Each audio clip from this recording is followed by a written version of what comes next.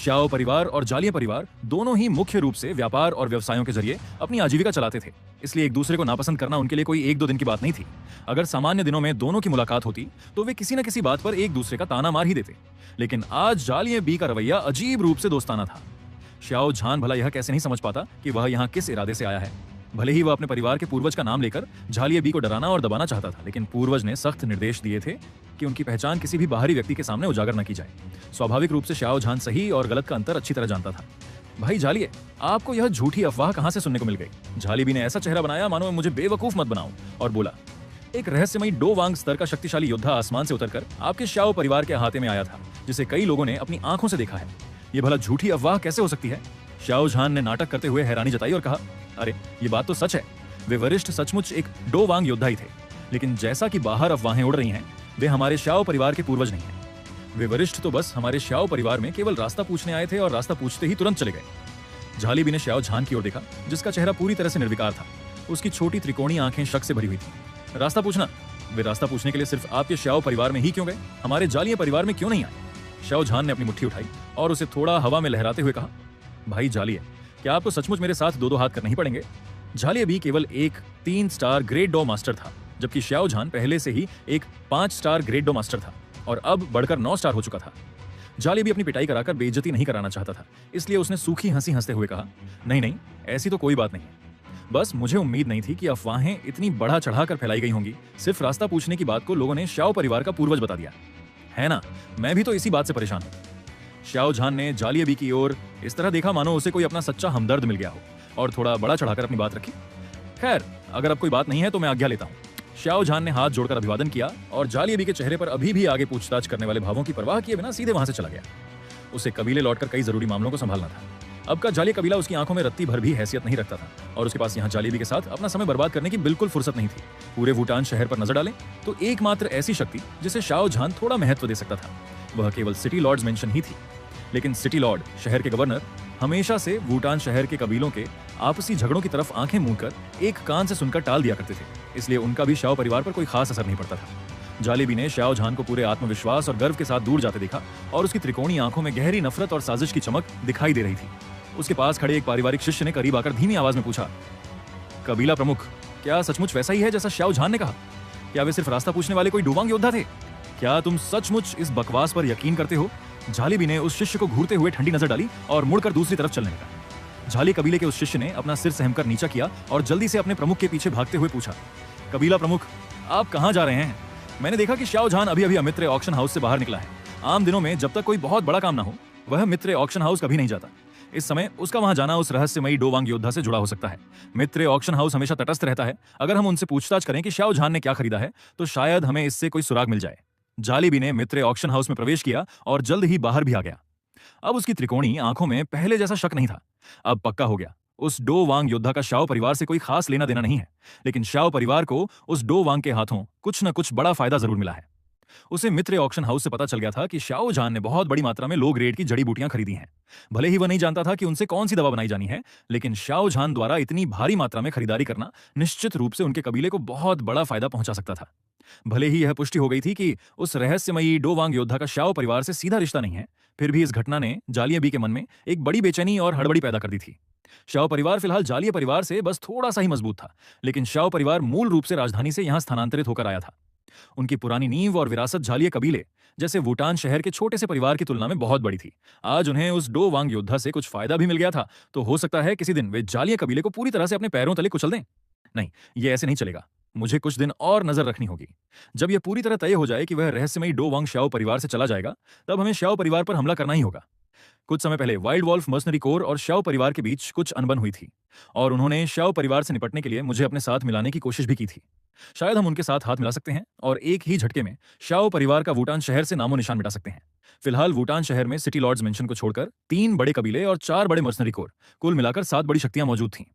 जालिये कबीला इनमें सबसे निचले पायदान पर था और श्याओ चेन के आने से पहले श्याओ परिवार भी केवल मिडिल रैंक पर ही आता था। इनमें से वाइल्ड वॉल्फ मर्सनरी कोर और ब्लड ब्लेड मर्सनरी कोर सबसे मजबूत थे, जिनके लीडर 7 स्टार ग्रेट डॉ मास्टर के स्तर पर थे। हालांकि मर्सनरी कोर मुख्य रूप से मॉन्स्टर बीस्ट माउंटेन में जाकर राक्षसी जानवरों का शिकार करके अपनी आजीविका चलाते थे, जबकि तीनों महान कबीले व्यापार और दुकानों के जरिए काम चलाते थे। दोनों एक दूसरे के काम में बाधा नहीं बनते थे, बल्कि एक दूसरे की जरूरतों को पूरा करते थे। इसके अलावा बीच में संतुलन बनाए रखने के लिए सिटी लॉर्ड्स मेंशन भी मौजूद था, जिसकी वजह से कोई भी शक्ति सीमा पार करने की हिम्मत नहीं करती थी और वे दशकों से शांतिपूर्वक साथ रहते आ रहे थे। अगर हमारा जालिया कबीला और वाइल्ड वॉल्फ मर्सनरी कोर हाथ मिला लें तो हम निश्चित रूप से एक ही झटके में श्याओ परिवार को खत्म कर सकते हैं। मैं खुद वाइल्ड वॉल्फ मर्सनरी कोर के लीडर मां शांगवेई से मिलने जाऊंगा। वह इस सहयोग के लिए बेहद खुशी से तैयार हो जाएगा। जालिबी की आंखों में क्रूरता और साजिश की एक खतरनाक चमक कौंधी और वह अपने कदम वाइल्ड वॉल्फ मर्सनरी कोर के ठिकाने की ओर बढ़ा गया। जालिबी के जाने के बाद मित्रे ऑक्शन हाउस का एक छोटा कर्मचारी वापस ऑक्शन हाउस भागा और उसने याफेई के पास पहुंचकर कहा, मिस याफेई, मैंने अभी छिपकर सुना कि जाली कबीला श्याओ परिवार पर हमला करने के लिए वाइल्ड वॉल्फ मर्सनरी कोर के साथ हाथ मिलाने की योजना बना रहा है। अब हमें क्या करना चाहिए? याफेई की आंखें सोच विचार में डूब गईं। वाइल्ड वॉल्फ मर्सनरी कोर का लीडर पहले ही 7 स्टार ग्रेट डॉ मास्टर के स्तर पर पहुंच चुका है और श्याओ परिवार का सबसे मजबूत बंदा श्याओजान अभी केवल 5 स्टार ग्रेट डॉ मास्टर ही प्रतीत होता है। जाले कबीला या वाइल्ड वॉल्फ मर्सनरी कोर में से कोई भी अकेला श्याओ परिवार का मुकाबला करके जीत की गारंटी नहीं दे सकता। लेकिन अगर ये दोनों हाथ मिला लेते हैं और अगर श्याओ परिवार के वे डो वांग पूर्वज बीच में हस्तक्षेप नहीं करते हैं तो श्याओ परिवार इसे कतई नहीं झेल पाएगा। भले ही वे डो वांग पूर्वज कदम उठा भी लें तो भी इन दो बड़ी शक्तियों की ताकत श्याओ परिवार को भारी नुकसान पहुंचाएगी। भले ही हम पूरी तरह तटस्थ रहते हैं, लेकिन हम यह खबर समय से पहले श्याओ परिवार तक तो पहुंचा ही सकते हैं। तुम्हें पता है ना कि आगे क्या करना है? जी, मैं समझ गया। कर्मचारी वहां से चला गया और याफेई दूर श्याओ परिवार की दिशा में देखने लगी।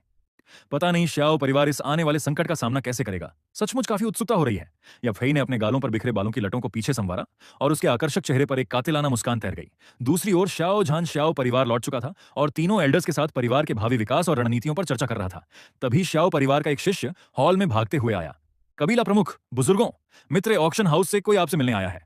श्याओ झान ने कहा, उन्हें सम्मानपूर्वक अंदर बुलाओ। सूचना देने वाला शिष्य चला गया। फर्स्ट एल्डर के चेहरे पर चिंता के भाव आ गए। क्या जड़ी बूटियों के सौदे में कोई गड़बड़ या समस्या आ गई है? श्याओ झान ने शांत भाव से कहा, जब जालिये कबीले तक यह अफवाह पहुंच गई है कि हमारे श्याओ परिवार में एक डो वांग पूर्वज आए हैं, तो मित्र ऑक्शन हाउस की सूचनाएं तो जालिये कबीले से कहीं अधिक सटीक और तेज होंगी। जब वे जानते हैं कि हमारे श्याओ परिवार के पीछे एक डो वांग योद्धा खड़ा है, तो जड़ी बूटियों के मामले में कोई रुकावट आने का सवाल ही पैदा नहीं होता। प्रथम बुजुर्ग ने राहत की सांस ली। तब तो ठीक है। श्याओ झान ने प्रथम बुजुर्ग को देखा, जो अभी भी पहले की तरह ही अत्यधिक सतर्क और सावधान थे। उसने कहा, प्रथम बुजुर्ग, अब हमारे श्याओ परिवार की रक्षा के लिए श्याओ चेन पूर्वज मौजूद हैं। अब हमें पहले की तरह डर डर कर या सहम कर रहने की कोई आवश्यकता नहीं है। लेकिन प्रथम बुजुर्ग श्याओ झान के इस विचार से पूरी तरह सहमत नहीं हुए। वे तो बेहद सतर्क रहने वाले व्यक्ति थे। क्या श्याओ चेन पूर्वज ने खुद नहीं कहा था कि वे बिना वजह खुलेआम कदम नहीं उठा सकते? और फिर हमारे श्याओ परिवार का एक ऐसा शक्तिशाली दुश्मन भी तो है जो महाद्वीप के शिखर पर बैठा है, हन क्लान। हमें हर कदम फूंक फूंक कर रखना ही होगा। श्याओ झान ने थोड़ा सोचा और फिर कुछ नहीं कहा। श्याओ परिवार को वास्तव में एक ऐसे व्यक्ति की जरूरत थी जो हर मामले को अत्यंत सतर्कता से संभाले। आखिरकार हुन कबीले की ताकत इतनी भयानक और असीम थी कि जरा सी लापरवाही होने पर वे पूरे श्याओ परिवार को डूची कॉन्टिनेंट के नक्शे से चुटकी बजाते ही मिटा सकते थे। तभी मित्र ऑक्शन हाउस का प्रतिनिधि झाओली जल्दी ही श्याओ परिवार के मुख्य हॉल में पहुंचा। झाओली खुद एक लेट स्टेज डूशी था और उसके पीछे शक्तिशाली मित्र ऑक्शन हाउस का हाथ था। इससे पहले वह ग्रेट डो मास्टर स्तर के लोगों के सामने भी कभी झुकता नहीं था, लेकिन आज श्याओ परिवार के हॉल में आते ही उसने थोड़ा झुककर अत्यंत विनम्रता से प्रणाम किया। मित्रे ऑक्शन हाउस से झाओली श्याओ कबीले के प्रमुख और सभी आदरणीय बुजुर्गों को प्रणाम करता है। श्याओ झान ने पूछा, क्या मिस या फई ने कोई विशेष संदेश भेजा है? झाओली ने सीधे मुद्दे पर आते हुए कहा, हमारे मित्र ऑक्शन हाउस को पक्की खबर मिली है कि जालिये कबीला और वाइल्ड वॉल्फ मर्सनरी कोर हाथ मिलाकर श्याओ परिवार पर अचानक हमला करने की साजिश रच रहे हैं। अच्छी बात यह है कि अब वे दोनों वर्तमान में उच्च स्तरीय युद्ध क्षमता के मामले में श्याओ परिवार इन दोनों शक्तियों के गठबंधन से भी अधिक मजबूत हो चुका था। झाओली के चले जाने के बाद श्याओ झान और तीनों बुजुर्गों ने आने वाले हमले से निपटने की रणनीति पर चर्चा शुरू की। इतनी छोटी सी बात के लिए श्याओ चेन पूर्वज को परेशान करने की बिल्कुल जरूरत नहीं थी। भले ही इन दोनों शक्तियों के मिलने से उनके पास 7 ग्रेट डो मास्टर हो जाते थे और वाइल्ड वॉल्फ मर्सनरी कोर का लीडर मां शांगवेई तो 7 स्टार ग्रेट डो मास्टर के स्तर पर पहुंच चुका था। लेकिन श्याओ परिवार के चारों शीर्ष अधिकारियों श्याओ झान और 3 बुजुर्ग ने जब से रूपांतरित डीओयू एम्परर ब्लड लाइन को सक्रिय किया था, वे अपनी सीमाओं को पार करके दोनों शक्तियों को ताकत में कुचल सकते थे। अंततः उन्होंने सावधानीपूर्वक गश्त बढ़ाने और इस अवसर का फायदा उठाकर जालिये कबीले और वाइल्ड वॉल्फ मर्सनरी कोर दोनों को एक ही झटके में पूरी तरह तबाह करने का फैसला किया। जब तुमने श्याओ परिवार पर हमला करने की जुर्रत की है तो खुद मिट जाने के लिए भी तैयार रहो। जरूरी निर्देश देने के बाद चारों कबीले के कामकाज में जुट गए। रात शांति से गुजर गई। अगले दिन श्याओ यान ने अपने पिता श्याओ झान को 20 शीशियां फाउंडेशन एलिक्सिर लाकर दी और 3 शीशियां अपने प्रयोग के लिए रख लीं। श्याओ झान मन ही मन हैरान हुए बिना न रह सका। अद्भुत! महाद्वीप के नंबर 1 अल्केमिस्ट याओ चेन की तो बात ही अलग है। दवा बनाने की सफलता की दर पूरी 100% है। एक भी जड़ी बूटी बर्बाद नहीं हुई। अगर इसकी जगह कोई आम 2 स्टार अल्केमिस्ट होता, यहाँ तक कि मित्र ऑक्शन हाउस के मास्टर गुयू भी होते, तो 50% से ज्यादा सफलता मिलना भी बड़ी बात होती। अगर याओ लाओ ने शाओ झान की यह बात सुनी होती, तो वे पक्का अपनी दाढ़ी मरोड़ते हुए गुस्सा हो जाते। मेरी तुलना, जो इस महाद्वीप का सर्वश्रेष्ठ अल्केमिस्ट है, तुम एक मामूली 2 स्टार अल्केमिस्ट से कर रहे हो। जल्द ही श्याओ झान ने कबीले के उन सभी 18 साल से कम उम्र के युवाओं को बुलवाया जो अभी डोची चरण में थे। जब उसने मुख्य हॉल में भरे हुए नवयुवकों और युवतियों को देखा, जिनकी संख्या कम से कम 100 से अधिक थी, तो श्याओ झान को लगा कि यह 20 शीशियां कुछ कम पड़ जाएंगी। लेकिन खैर, फाउंडेशन एलिक्सिर की एक शीशी एक व्यक्ति के लिए 2 महीने तक इस्तेमाल करने के लिए काफी होती है। इसे विभाजित करके बांटा जा सकता है। आज आप सभी को यहां बुलाने का मकसद आप सभी को विशेष कल्टीवेशन रिसोर्सेज बांटना है। श्याओ झान की आवाज हॉल में गूंजी। श्याओ कबीले के युवा शिष्यों के बीच तुरंत फुसफुसाहट और चर्चाएं शुरू हो गईं। अरे, इस महीने के अभ्यास संसाधन तो पहले ही मिल चुके हैं, फिर से क्यों दे रहे हैं? हाँ यार, क्या अपने श्याओ परिवार ने हाल ही में बहुत सारा पैसा कमा लिया है? ऐसा तो नहीं लग रहा, लेकिन मैंने सुना है कि हमारे श्याओ परिवार में एक 2 वांग पूर्वज पधारे हैं। क्या यह सब उन्हीं पूर्वज की वजह से हो रहा है? नीचे हो रही शोर शराबे भरी चर्चाओं को सुनकर भी श्याओ झान ने कोई अतिरिक्त सफाई नहीं दी और सीधे बोलना शुरू किया। अब आप सभी को जो चीज बांटी जा रही है, उसका नाम फाउंडेशन एलिक्सिर है। यह डोची चरण में कल्टीवेशन की गति को कम से कम 2 गुना बढ़ा सकती है। परिवार का हर सदस्य हर 10 दिनों में एक बार इसे प्राप्त कर सकता है और हर बार 10 दिनों की खुराक दी जाएगी। चूंकि आज ये पहली बार बांटी जा रही है, इसलिए मुख्य हॉल में दी जा रही है। आगे से आप सभी इसे सीधे ट्रेजर पेविलियन से प्राप्त कर सकते हैं। शाओनिंग, तुम इसे सब में बांट दो। जी, कबीला प्रमुख।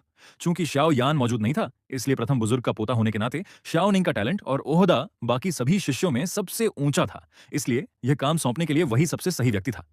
जब श्याओनिंग ने फाउंडेशन एलिक्सिर की शीशी को अपने हाथ में लिया, तो उसके हाथ हल्के हल्के कांप रहे थे। यह एक ऐसी नायाब चीज थी जो अभ्यास की गति को कम से कम 2 गुना बढ़ा सकती थी। वह अभी 7 स्टेज डोची पर था।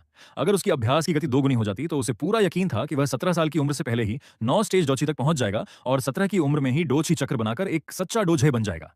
17 साल की उम्र में डोजे बनना, भले ही यह अतीत के श्याओ यान जितना असाधारण न हो, लेकिन पूरे वुटान शहर में वे उस समय के श्याओ यान के बाद सबसे बड़ा जीनियस माना जाता।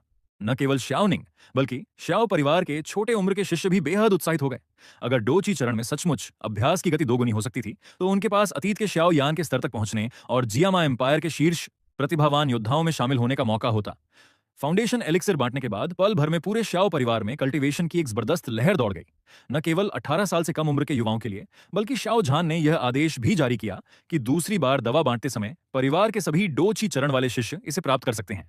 हालांकि कबीले में डोची चरण वाले लोग केवल यही 100 से 150 लोग नहीं थे। बहुत से ऐसे शिष्य भी थे जो मुख्य हवेली में नहीं रहते थे। अच्छी बात यह रही कि अगले ही दिन श्याओ यान ने 10 गैदरिंग चिपिल्स बनाकर भेज दी। श्याओ झान ने तुरंत मित्र ऑक्शन हाउस जाकर उनमें से 3 पिल्स बेच दी और सारा पैसा फाउंडेशन एलिक्सिर बनाने के लिए जरूरी जड़ी बूटियां खरीदने में लगा दिया। उसके इस बेफिक्र और अमीर अंदाज को देखकर याफेई के रसीले लाल होंठ आश्चर्य से देर तक खुले के खुले रह गए। इस घटना ने याफेई के मन में यह बात और पक्की कर दी कि वह रहस्यमयी डो वांग पूर्वज यकीनन एक उच्च स्तरीय अल्केमिस्ट है और श्याओ परिवार से रिश्ते मजबूत करने का उसका फैसला बिल्कुल सही था। इस तरह शांति के 3 दिन बीत गए। देर रात का समय था, जब सैकड़ों लोगों की एक पलटन, जिनमें से हर एक योद्धा दाओजे या उससे ऊपर के स्तर का था, वे सभी लोग वुटान शहर की सड़कों पर इकट्ठा हो गए थे। अत्यंत ठंडे और चालाक मिजाज का जलेबी एक ऐसे आदमी के पास आया जिसके चेहरे पर एक आर पार कटे का निशान था और जो देखने में बेहद खूंखार और क्रूर लगता था।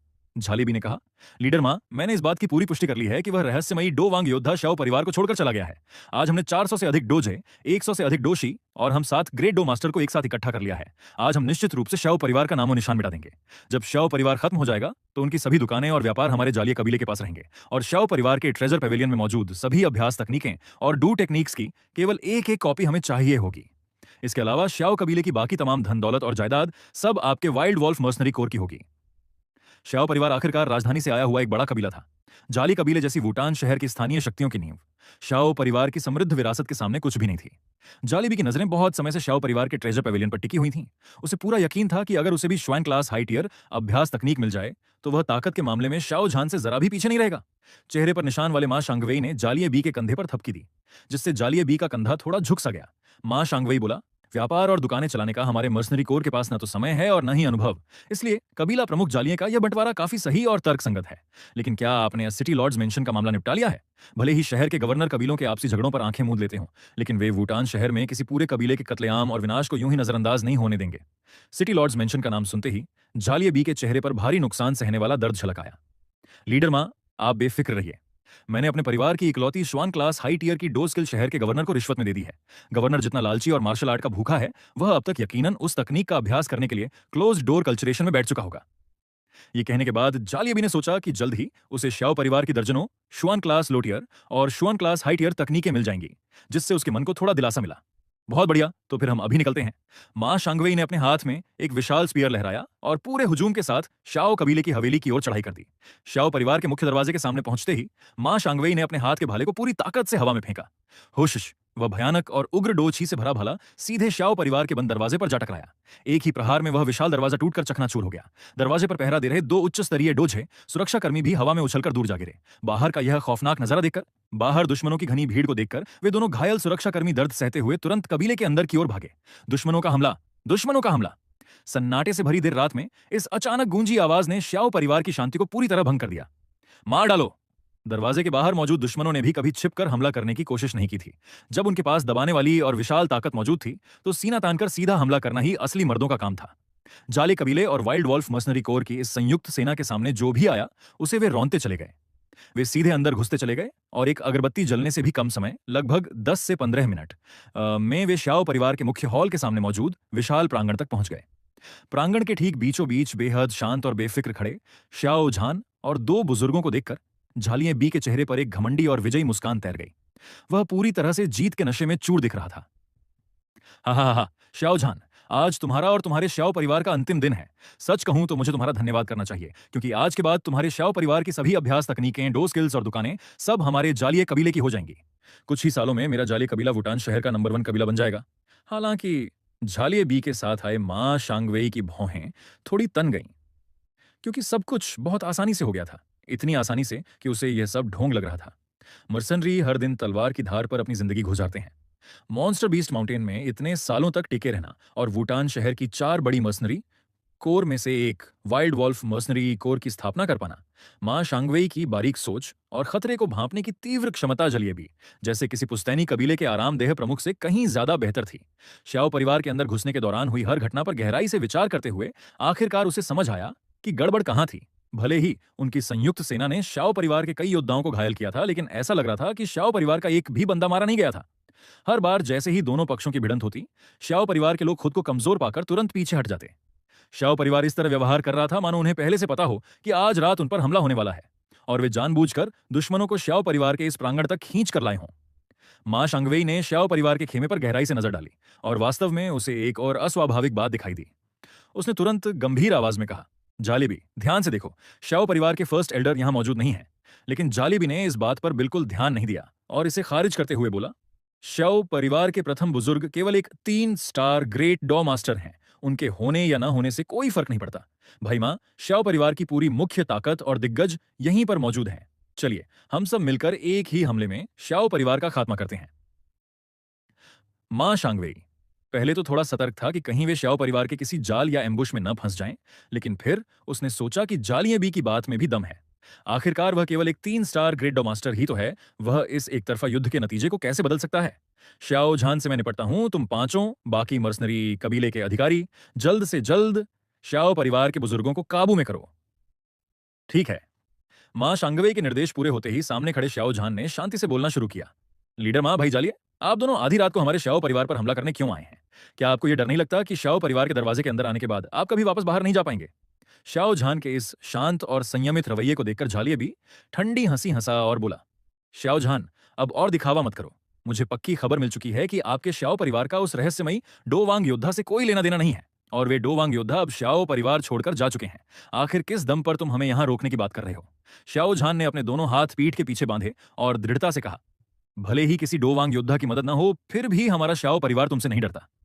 अगर तुम लोग अभी वापस लौट जाते हो तो मैं आज रात की इस घटना को भूल सकता हूं। आखिरकार मैं भी अपने श्याओ परिवार के शिष्यों की जान का नुकसान नहीं चाहता, लेकिन अगर तुम आगे बढ़े तो श्याओ परिवार के कड़े कदम उठाने पर हमें दोष मत देना। हा, भाई मां, क्या यह श्याओ झान पागल हो गया है जो कह रहा है कि हमारे साथ कड़ा बर्ताव करेगा? क्या यह सब वो अपनी मामूली 5 स्टार ग्रेट डॉ मास्टर की ताकत के दम पर कह रहा है? जालिये भी श्याओ झान की बात सुनकर पेट पकड़कर हंसने लगा। मां शांगवेई को भी श्याओ परिवार के पास उनका मुकाबला करने का कोई साधन दिखाई नहीं दे रहा था। उसने हल्की मुस्कान के साथ कहा, श्याओ झान, अगर तुम सचमुच अपने कबीले के शिष्यों की बलि नहीं देना चाहते, तो तुम और तुम्हारे श्याओ परिवार के सभी ग्रेट डो मास्टर तुरंत आत्मसमर्पण करके खुद को मार डालो। मैं वादा करता हूं कि अगर श्याओ परिवार के बाकी शिष्य हमारे अधीन हो जाते हैं तो हम उनकी जान बख्श देंगे। बताओ, क्या मंजूर है? मां शांगवेई की बात पूरी होते ही शाओ झान के कुछ कहने से पहले ही उसके पीछे खड़े शाओ परिवार के शिष्यों का खून खौल उठा। थू है तुम पर, तुम्हारे इस वाइल्ड वॉल्फ मर्सनरी कोर की परवाह किसे है? हम शाओ परिवार के शिष्य अपने कबीले की रक्षा के लिए आखिरी सांस तक लड़ेंगे। कबीला प्रमुख, इनसे बेकार की बातें मत कीजिए, सीधे युद्ध कीजिए। श्याओ परिवार में कोई कायर नहीं है। जो भी हमारे श्याओ परिवार पर हमला करेगा हम उसे मार गिराएंगे। इन जोशीली और आक्रोश से भरी आवाजों को सुनकर श्याओ झान ने अपना हाथ ऊपर उठाया और प्रांगण में तुरंत सन्नाटा छा गया। भले ही कबीले के अंदर अलग अलग गुट थे, लेकिन जब भी कोई बाहरी दुश्मन हमला करता तो हर गुट का शिष्य श्याओ झान के एक इशारे पर एकजुट होकर खड़ा हो जाता था। श्याओ झान ने मां शांगवेई और जालिया बी की ओर देखा। आज के युद्ध का परिणाम तय करने के लिए क्यों ना हम ग्रेट डो मास्टर स्तर के लोग आपस में ही एक जंग लड़ लें। जो जीता उसका परचम लहराएगा, जो हारा वह पूरी तरह तबाह हो जाएगा। बताओ कैसा विचार है? यहां तक कि जालियाबी और मां शांगवेई भी श्याओ झान के इस प्रस्ताव को सुनकर मन ही मन आकर्षित हुए बिना न रह सके।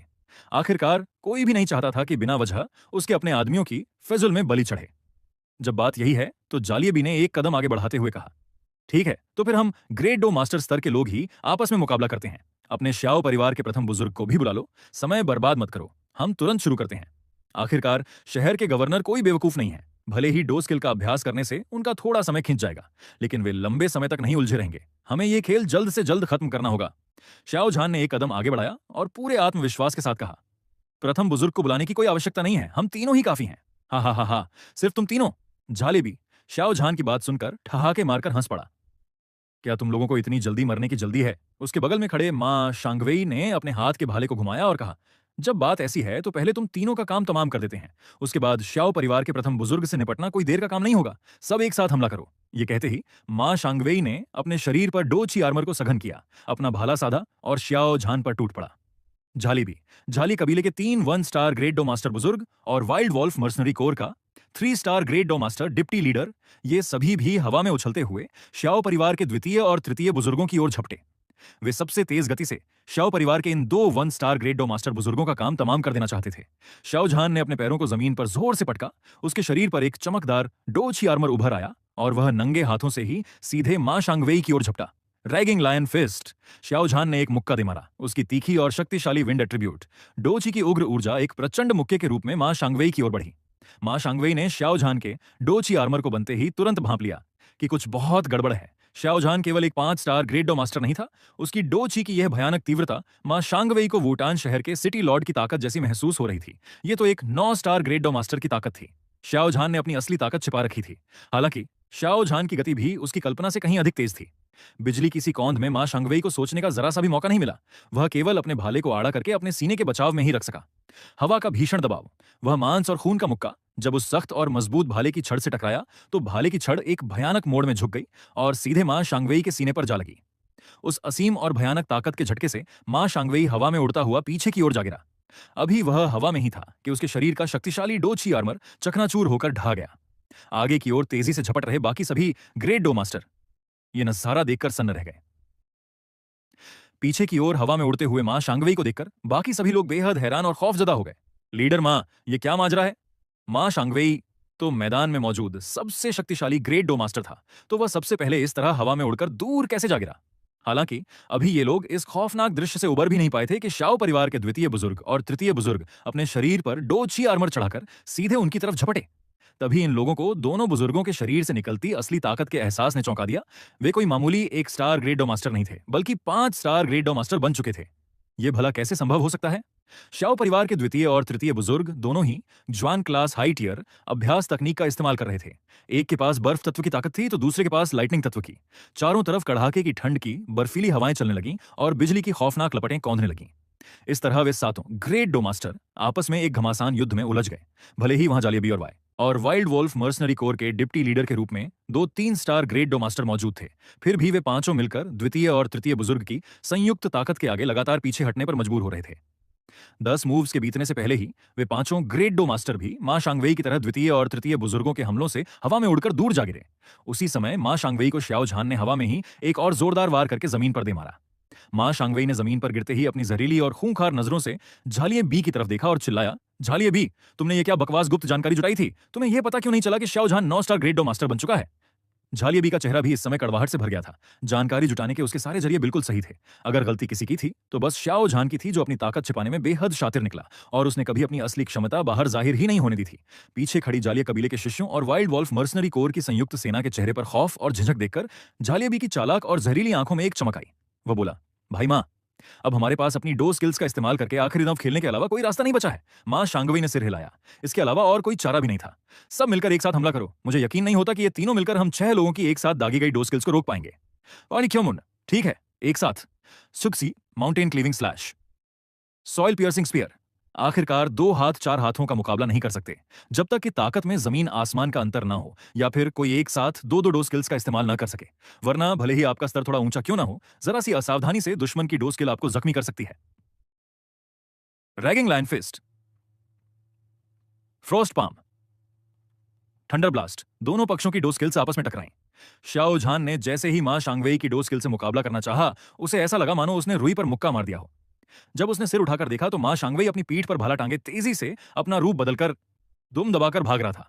मां शांगवेई, तू कितना बड़ा बुजदिल निकला। शाओ झान ने मन ही मन उसे कोसा।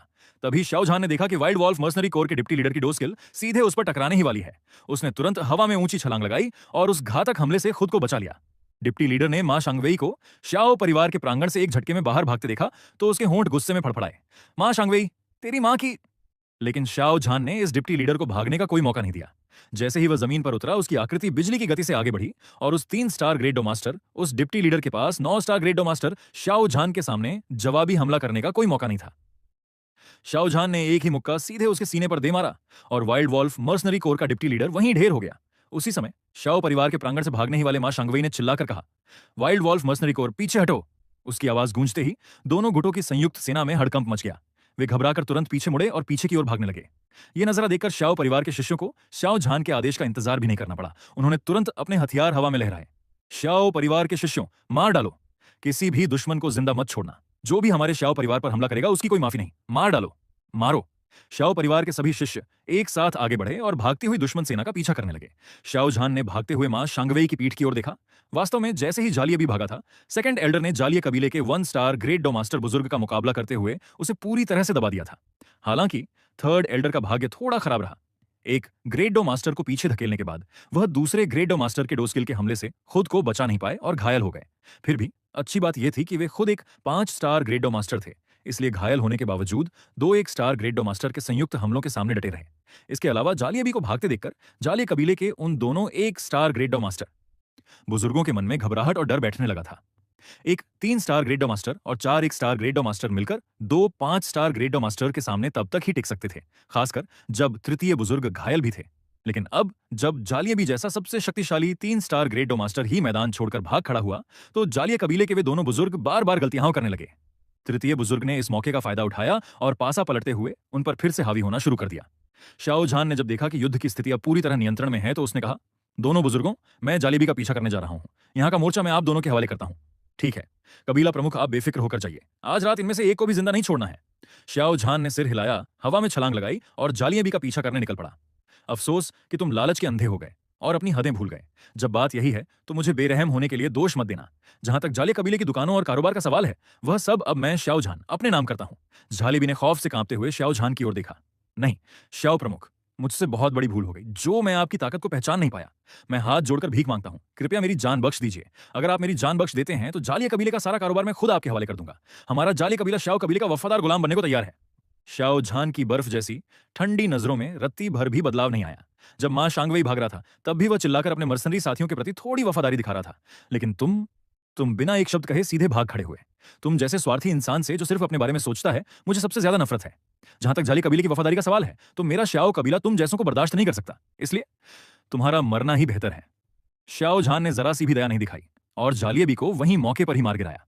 उसने तुरंत 2 कुल शिष्यों को बुलाकर लाश को ठिकाने लगाने का हुक्म दिया और खुद सीधे शाओ कबीले के मुख्य द्वार की ओर बढ़ा ताकि फर्स्ट एल्डर की मदद कर सके। आखिरकार मां शांगवेई एक अनुभवी 7 स्टार ग्रेट डॉ मास्टर था, जबकि प्रथम बुजुर्ग को नया स्तर हासिल किए अभी 2 दिन भी नहीं हुए थे। वे अपने शरीर में अचानक बड़ी डोची की प्रचंड ऊर्जा पर पूरी तरह नियंत्रण नहीं पा सके थे। भले ही डू एम्परर ब्लड लाइन को जागृत करने से युद्ध क्षमता बढ़ती है, लेकिन पहला रैंक ब्लड लाइन का बढ़ावा भी एक सीमा तक ही काम करता है। शाओ झान को शंका थी कि प्रथम बुजुर्ग मां शांगवेई का मुकाबला कर पाएंगे या नहीं। शाओ झान अभी मुख्य द्वार की ओर जा ही रहा था कि अचानक आगे से डोची का एक भयानक और उग्र विस्फोट महसूस हुआ। उसकी तीव्रता सीधे 9 स्टार ग्रेड डो मास्टर के स्तर को छू रही थी। शाओ झान का दिल अचानक बैठ गया। बुरा हुआ। क्या मां शांगवेई के पास अपनी ताकत को अस्थायी रूप से बढ़ाने की कोई सीक्रेट टेक्निक है? उसने अपनी गति और बढ़ाई और आगे की ओर तेजी से झपटा। इसी समय शाओ कबीले के मुख्य द्वार के सामने मां शांगवेई को फर्स्ट एल्डर ने रोक रखा था, ये जानते हुए कि जैसे ही शाओ झान यहां पहुंचेगा वह उसे कभी जिंदा नहीं छोड़ेगा। मां शांगवेई ने एक पल भी बर्बाद नहीं किया। उसने सीधे उस गुप्त तकनीक का इस्तेमाल किया जो उसे इत्तेफाक से मॉन्स्टर बीस्ट माउंटेन में मिली थी, ब्लड सैक्रिफाइस। पलक झपकते ही मां शांगवेई के शरीर से निकलती डोची की प्रचंड ऊर्जा तेजी से ऊपर उठने लगी। वह जो पहले से ही एक 7 स्टार ग्रेड डो मास्टर के शिखर पर था, इस गुप्त तकनीक के दम पर 9 स्टार ग्रेड डो मास्टर के शुरुआती स्तर तक पहुंच गया।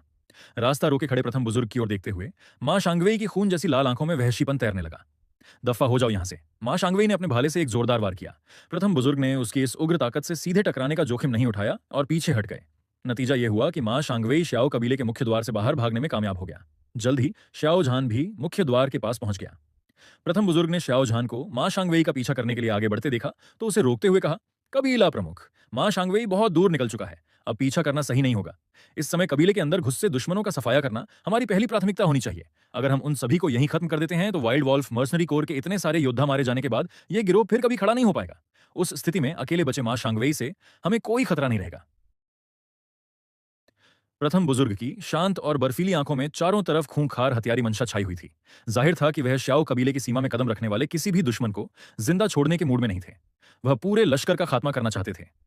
ठीक है, यही सही रहेगा। शाओ झान कोई जल्दबाज या भावुक इंसान नहीं था। उसने सिर हिलाया और सबसे आगे जाकर खड़ा हो गया ताकि भागते हुए दुश्मनों के आने पर उनसे निपट सके। दूसरी ओर एक ही सांस में भागकर वाइल्ड वॉल्फ मर्सनरी कोर के अड्डे पहुंचे मां शांगवेई को राहत की सांस लेने का मौका भी नहीं मिला था कि उसने एक खौफनाक नजारा देखा। अड्डे के अंदर चाय की मेज के सामने एक काले कपड़ों में लिपटा हुआ रहस्यमयी आदमी बेहद इत्मीनान से बैठा चाय की चुस्कियां में ले रहा था। वहीं रखवाली करने वाले बाकी सभी मर्सनरी किराए के सैनिक जमीन पर बेजान पड़े हुए थे। वे सब मारे जा चुके थे या बेहोश थे। मां शांगवेई का पूरा शरीर पल भर में तन गया और वह सतर्क होकर चिल्लाया, जनाब, आप कौन हैं? बिना किसी इजाजत के हमारे वाइल्ड वॉल्फ मर्सनरी कोर के अड्डे में घुसने की आपकी हिम्मत कैसे हुई? लेकिन श्याओ चेन ने तो उसकी तरफ आंख उठाकर देखा तक नहीं। वह बदस्तूर वाइल्ड वॉल्फ मर्सनरी कोर की चाय की चुस्कियां लेता रहा। जब तुम्हारा वाइल्ड वॉल्फ मर्सनरी कोर आधी रात को श्याओ परिवार में जबरन घुस सकता है तो फिर मुझे बिना बुलाए यहां आने की इजाजत क्यों नहीं होनी चाहिए? दुनिया में भला यह कैसा इंसाफ है? क्या तुम श्याओ परिवार के बंदे हो? मां शांगवेई के दिमाग में तुरंत पिछले कुछ दिनों से वूटान शहर में उड़ रही अफवाहें कौंध गईं। उसकी खून जैसी लाल आंखों की पुतलियां खौफ से सिकुड़ गईं। क्या तुम श्याओ परिवार के वही रहस्यमयी डो वांग पूर्वज हो? श्याओ चेन ने न तो हां कहा और न ही ना। अगर तुम्हें ऐसा लगता है तो यही मान लो, लेकिन मां शांगवेई के लिए श्याओ चेन का यह जवाब एक स्वीकारोक्ति ही थी। वह मन ही मन जालियाबी को कोसने लगा। जालियाबी सचमुच कितना बड़ा निकम्मा निकला। उसने यह क्या रद्दी और गलत खबर जुटाई थी? सिर्फ उस जालियाबी की वजह से क्या आज मेरा वाइल्ड वॉल्फ मर्सनरी कोर हमेशा के लिए तबाह हो जाएगा? तभी श्याओ चेन ने चाय का कप नीचे रखा। चाय खत्म हो चुकी है और अब तुम्हारी जिंदगी का समय भी पूरा हो गया। यह कहते ही मां शांगवेई को अपने शरीर पर एक विशाल और असीम ताकत का भयानक दबाव महसूस हुआ। उसका पूरा वजूद जैसे हवा में जम गया था। वह अपनी एक उंगली भी नहीं हिला पा रहा था। उसने देखा कि उस काले लिबास वाले व्यक्ति ने अपनी उंगली हवा में हल्की सी चलाई और डोची की एक बेहद धारदार और तीखी ब्लेड उसकी गर्दन से होकर गुजर गई। मां शांगवेई को दुनिया गोल घूमती हुई महसूस हुई और उसका सिर धड़ से अलग होकर जमीन पर लुढ़कने लगा। अपनी चेतना पूरी तरह खोने से ठीक पहले उसने देखा कि वह रहस्यमयी इंसान हवा में सीधे कदम रखते हुए आसमान की ओर उड़ गया। यह नजारा देखते ही मरने से ठीक पहले जालिबी के प्रति उसका गुस्सा और गहरा हो गया। कमीने जालिबी, खाक डोवांग योद्धा है। यह बंदा तो साक्षात डो झोंग स्तर का महायोद्धा है। असल में श्याओ चेन का खुद मैदान में उतरने का कोई इरादा नहीं था। आखिरकार ग्रेट डो मास्टर स्तर के छोटे मोटे झगड़ों में उसका दखल देना चींटियों को कुचलने जैसा ही था। और फिर अगर मां शांगवेई भाग भी जाता तो यह श्याओ परिवार के लिए एक बुरा विचार नहीं होता। कम से कम इससे मौजूदा श्याओ परिवार के अंदर थोड़ा सतर्क रहने और खतरे का एहसास बना रहता। लेकिन अभी अभी सिस्टम ने एक नया मिशन जारी कर दिया था जिसने उसे खुद कदम उठाने पर मजबूर कर दिया। मिशन, हमलावरों का शिकार करके उनका खात्मा करें और श्याओ परिवार को वूटान शहर का नंबर 1 कबीला बनाएं। मिशन इनाम 10 purifying purple spirit pills. Xiao Chen मां शांगवेई को मार गिराने के बाद सीधे पीछे के पहाड़ी प्रांगण में लौट आए। भले ही श्याओ परिवार के पास पहले बहुत अधिक ग्रेट डो मास्टर नहीं थे, लेकिन उनका आधार और निचला ढांचा वुटान शहर की अन्य सभी ताकतों से कहीं अधिक मजबूत था। शक्तिशाली अभ्यास तकनीकों और डो स्किल्स के दम पर श्याओ परिवार में डोजे और डोशे स्तर के सदस्यों की संख्या काफी बड़ी थी। भले ही आज रात श्याओ परिवार पर हमला करने वालों में 100 से अधिक उच्च स्तरीय डोशे योद्धा शामिल थे, लेकिन श्याओ परिवार के विशाल आधार के सामने वे कोई बड़ा तूफान खड़ा नहीं कर सके। देर रात में अचानक गूंजी मारकाट और चीख पुकार की आवाजों ने श्याओ परिवार के आसपास रहने वाले नागरिकों को भी चौंका दिया। वे सभी अपने घरों से बाहर निकलकर दूर से श्याओ परिवार के परिसर की ओर देखने लगे। सबके मन में एक ही सवाल और उलझन थी, आखिर किस ताकत की इतनी हिम्मत हो गई जो आधी रात को श्याओ परिवार पर हमला करने आ पहुंची। बेशक वे लोग मन ही मन इसका अंदाजा भी लगा रहे थे। वूटान शहर की उन चंद बड़ी ताकतों के अलावा जिनके पास ग्रेट डो मास्टर स्तर के योद्धा थे, किसी और की औकात नहीं थी कि वह श्याओ परिवार से पंगा ले सके। लगभग आधे घंटे के बाद श्याओ परिवार के अंदर से आती चीख पुकार और हथियारों की खनक धीरे धीरे शांत होने लगी। तभी भूरे रंग के वस्त्र पहने और उभरी हुई मांसपेशियों वाला एक रोबीला व्यक्ति तेजी से हवा में तैरता हुआ वहां पहुंचा। शाओ झान ने इस सांवले रंग और गुस्से से भरी आंखों वाले व्यक्ति को देखते ही अपने हाथों में मौजूद आखिरी दुश्मन को तुरंत निपटाया और आगे बढ़कर आदरपूर्वक हाथ जोड़े श्याओ झान, सिटी लॉर्ड का स्वागत करता है। ये व्यक्ति कोई और नहीं बल्कि वूटान शहर के सिटी लॉर्ड ये झेन थे, जो इससे पहले तक वूटान शहर के एकमात्र 9 स्टार ग्रेट डो मास्टर माने जाते थे। हालांकि खुद 9 स्टार ग्रेट डो मास्टर बनने के बाद जब श्याओ झान ने ये झेन को दोबारा देखा तो उसे महसूस हुआ कि ये झेन के शरीर से निकलती ऊर्जा का ऑरा अब भी उससे काफी शक्तिशाली था। श्याओ झान ने तुरंत अंदाजा लगा लिया कि ये झेन का स्तर संभवतः हाफ स्टेप डोलिंग तक पहुंच चुका था। ये झेन ने खून से लथपथ श्याओ झान को देखा तो समझ गए कि यहाँ एक भयानक घमासान युद्ध हुआ है। जियालिये बी का विचार आते ही ये झेन की आवाज में साफ तौर पर भारी गुस्सा झलकने लगा। कबीला प्रमुख श्याओ जालिये बी और मां शांगवेई कहां हैं? श्याओ झान ने कहा, झालिये बी को तो मैंने मार गिराया है, लेकिन मां शांगवेई मौका पाकर भागने में कामयाब रहा। ये झेन की गुस्से से भरी आवाज अचानक गहरे अचरज में बदल गई। क्या? ये झेन को लगा जैसे उन्होंने कुछ गलत सुन लिया हो। मां शांगवेई भाग गया? क्या वह एक 7 स्टार ग्रेट डो मास्टर नहीं था? ये झेन ने अपनी बातचीत में झालिये बी का जिक्र पूरी तरह से नजरअंदाज कर दिया। आखिरकार वह महज एक 3 स्टार ग्रेट डो मास्टर था। उसका श्याओ परिवार के हाथों मारा जाना कोई हैरानी की बात नहीं थी। श्याओ झान ने विनम्रता से मुस्कुराते हुए कहा, बस किस्मत से मां शांगवेई से आधा कदम आगे निकल पाया। बस अफसोस इस बात का है कि मुझे अंदाजा नहीं था कि मां शांगवेई के पास अपनी ताकत बढ़ाने की कोई गुप्त तकनीक होगी, और आखिरकार वह बचकर भाग निकला। वह मां शांगवेई को हराने में कामयाब रहा। ये झेन अविश्वास भरी नजरों से श्याओ झान को ऊपर से नीचे तक देखने लगे। तब जाकर यह झेन को एहसास हुआ कि श्याओ झान कुछ गड़बड़ है। उसकी ऊर्जा का दबाव असामान्य रूप से बहुत शक्तिशाली था। तुम 9 स्टार ग्रेट डो मास्टर के स्तर पर कब पहुंचे? क्या वे अफवाहें सच थीं? क्या सचमुच तुम्हारे श्याओ परिवार के एक डो वांग पूर्वज वापस लौट आए हैं? ये झेन ने श्याओ परिवार के खून से सने मुख्य द्वार को देखा। उसकी आंखों में गहरे अचरज और खौफ की झलक साफ दिखाई दे रही थी। श्याओ झान हल्का सा मुस्कुराया और बोला, गवर्नर, वे तो बस बाहर उड़ती अफवाहें हैं, उन पर यकीन मत कीजिए। प्रथम बुजुर्ग और बाकी बुजुर्गों के साथ पहले से तय की गई कहानी को याद करते हुए श्याओ झान ने आगे कहा, जैसा कि आप जानते हैं, हमारा श्याओ परिवार मूल रूप से साम्राज्य की राजधानी का एक प्रमुख कबीला हुआ करता था।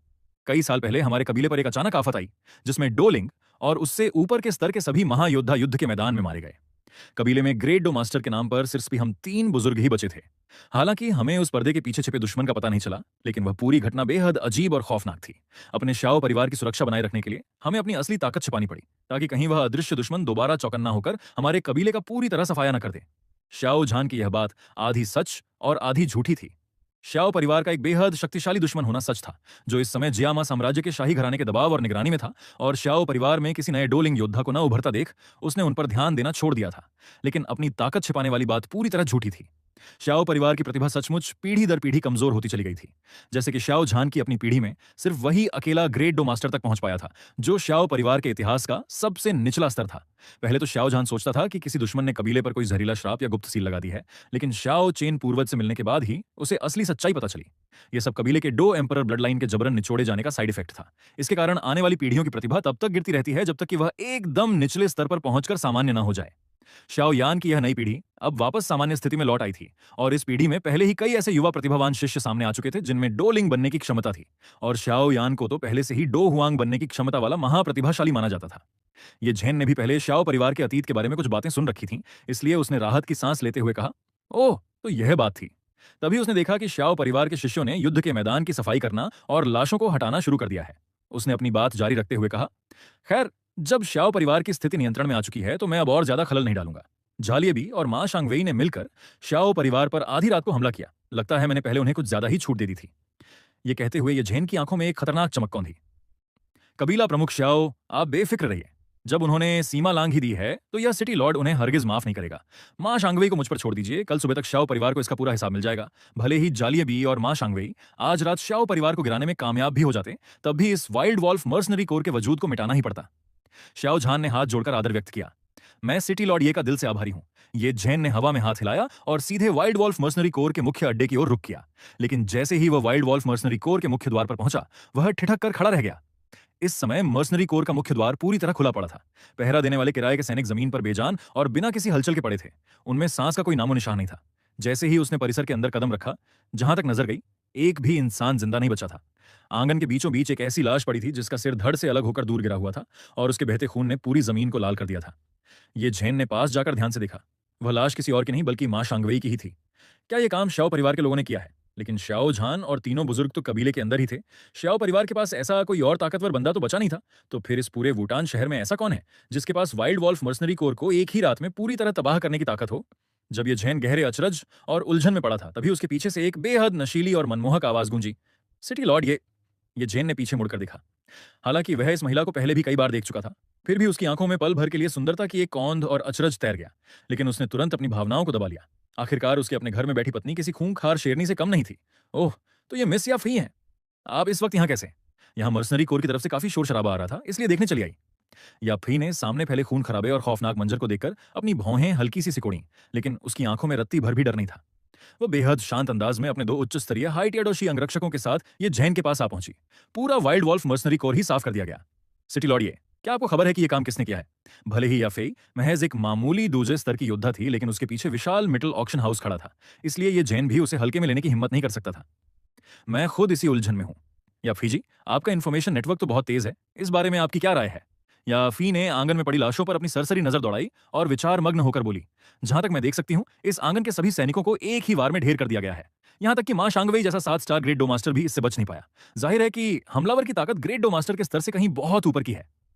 यह कहते हुए याफी ने अपनी खूबसूरत आंखों से यह झैन की ओर देखा। पिछले कुछ दिनों से शहर में जो अफवाहें उड़ रही हैं, क्या सिटी लॉर्ड ये ने उनके बारे में सुना है? क्या आपका इशारा श्याओ परिवार के उस डो वांग पूर्वज की तरफ है? ये झैन ने हवा में हाथ हिलाते हुए खारिज कर दिया। ओह मिस याफी, आप जरूरत से ज्यादा सोच रही हैं। अभी अभी मैं श्याओ परिवार से ही लौट रहा हूं। श्याओ झान ने खुद मुझसे कहा कि डो वांग पूर्वज की बात महज गलियों में उड़ती एक अफवाह है जिस पर यकीन नहीं किया जाना चाहिए। या फिर अपनी तीखी नजरों से ये जैन को इस तरह घूरने लगी मानो सामने किसी बेवकूफ को देख रही हो।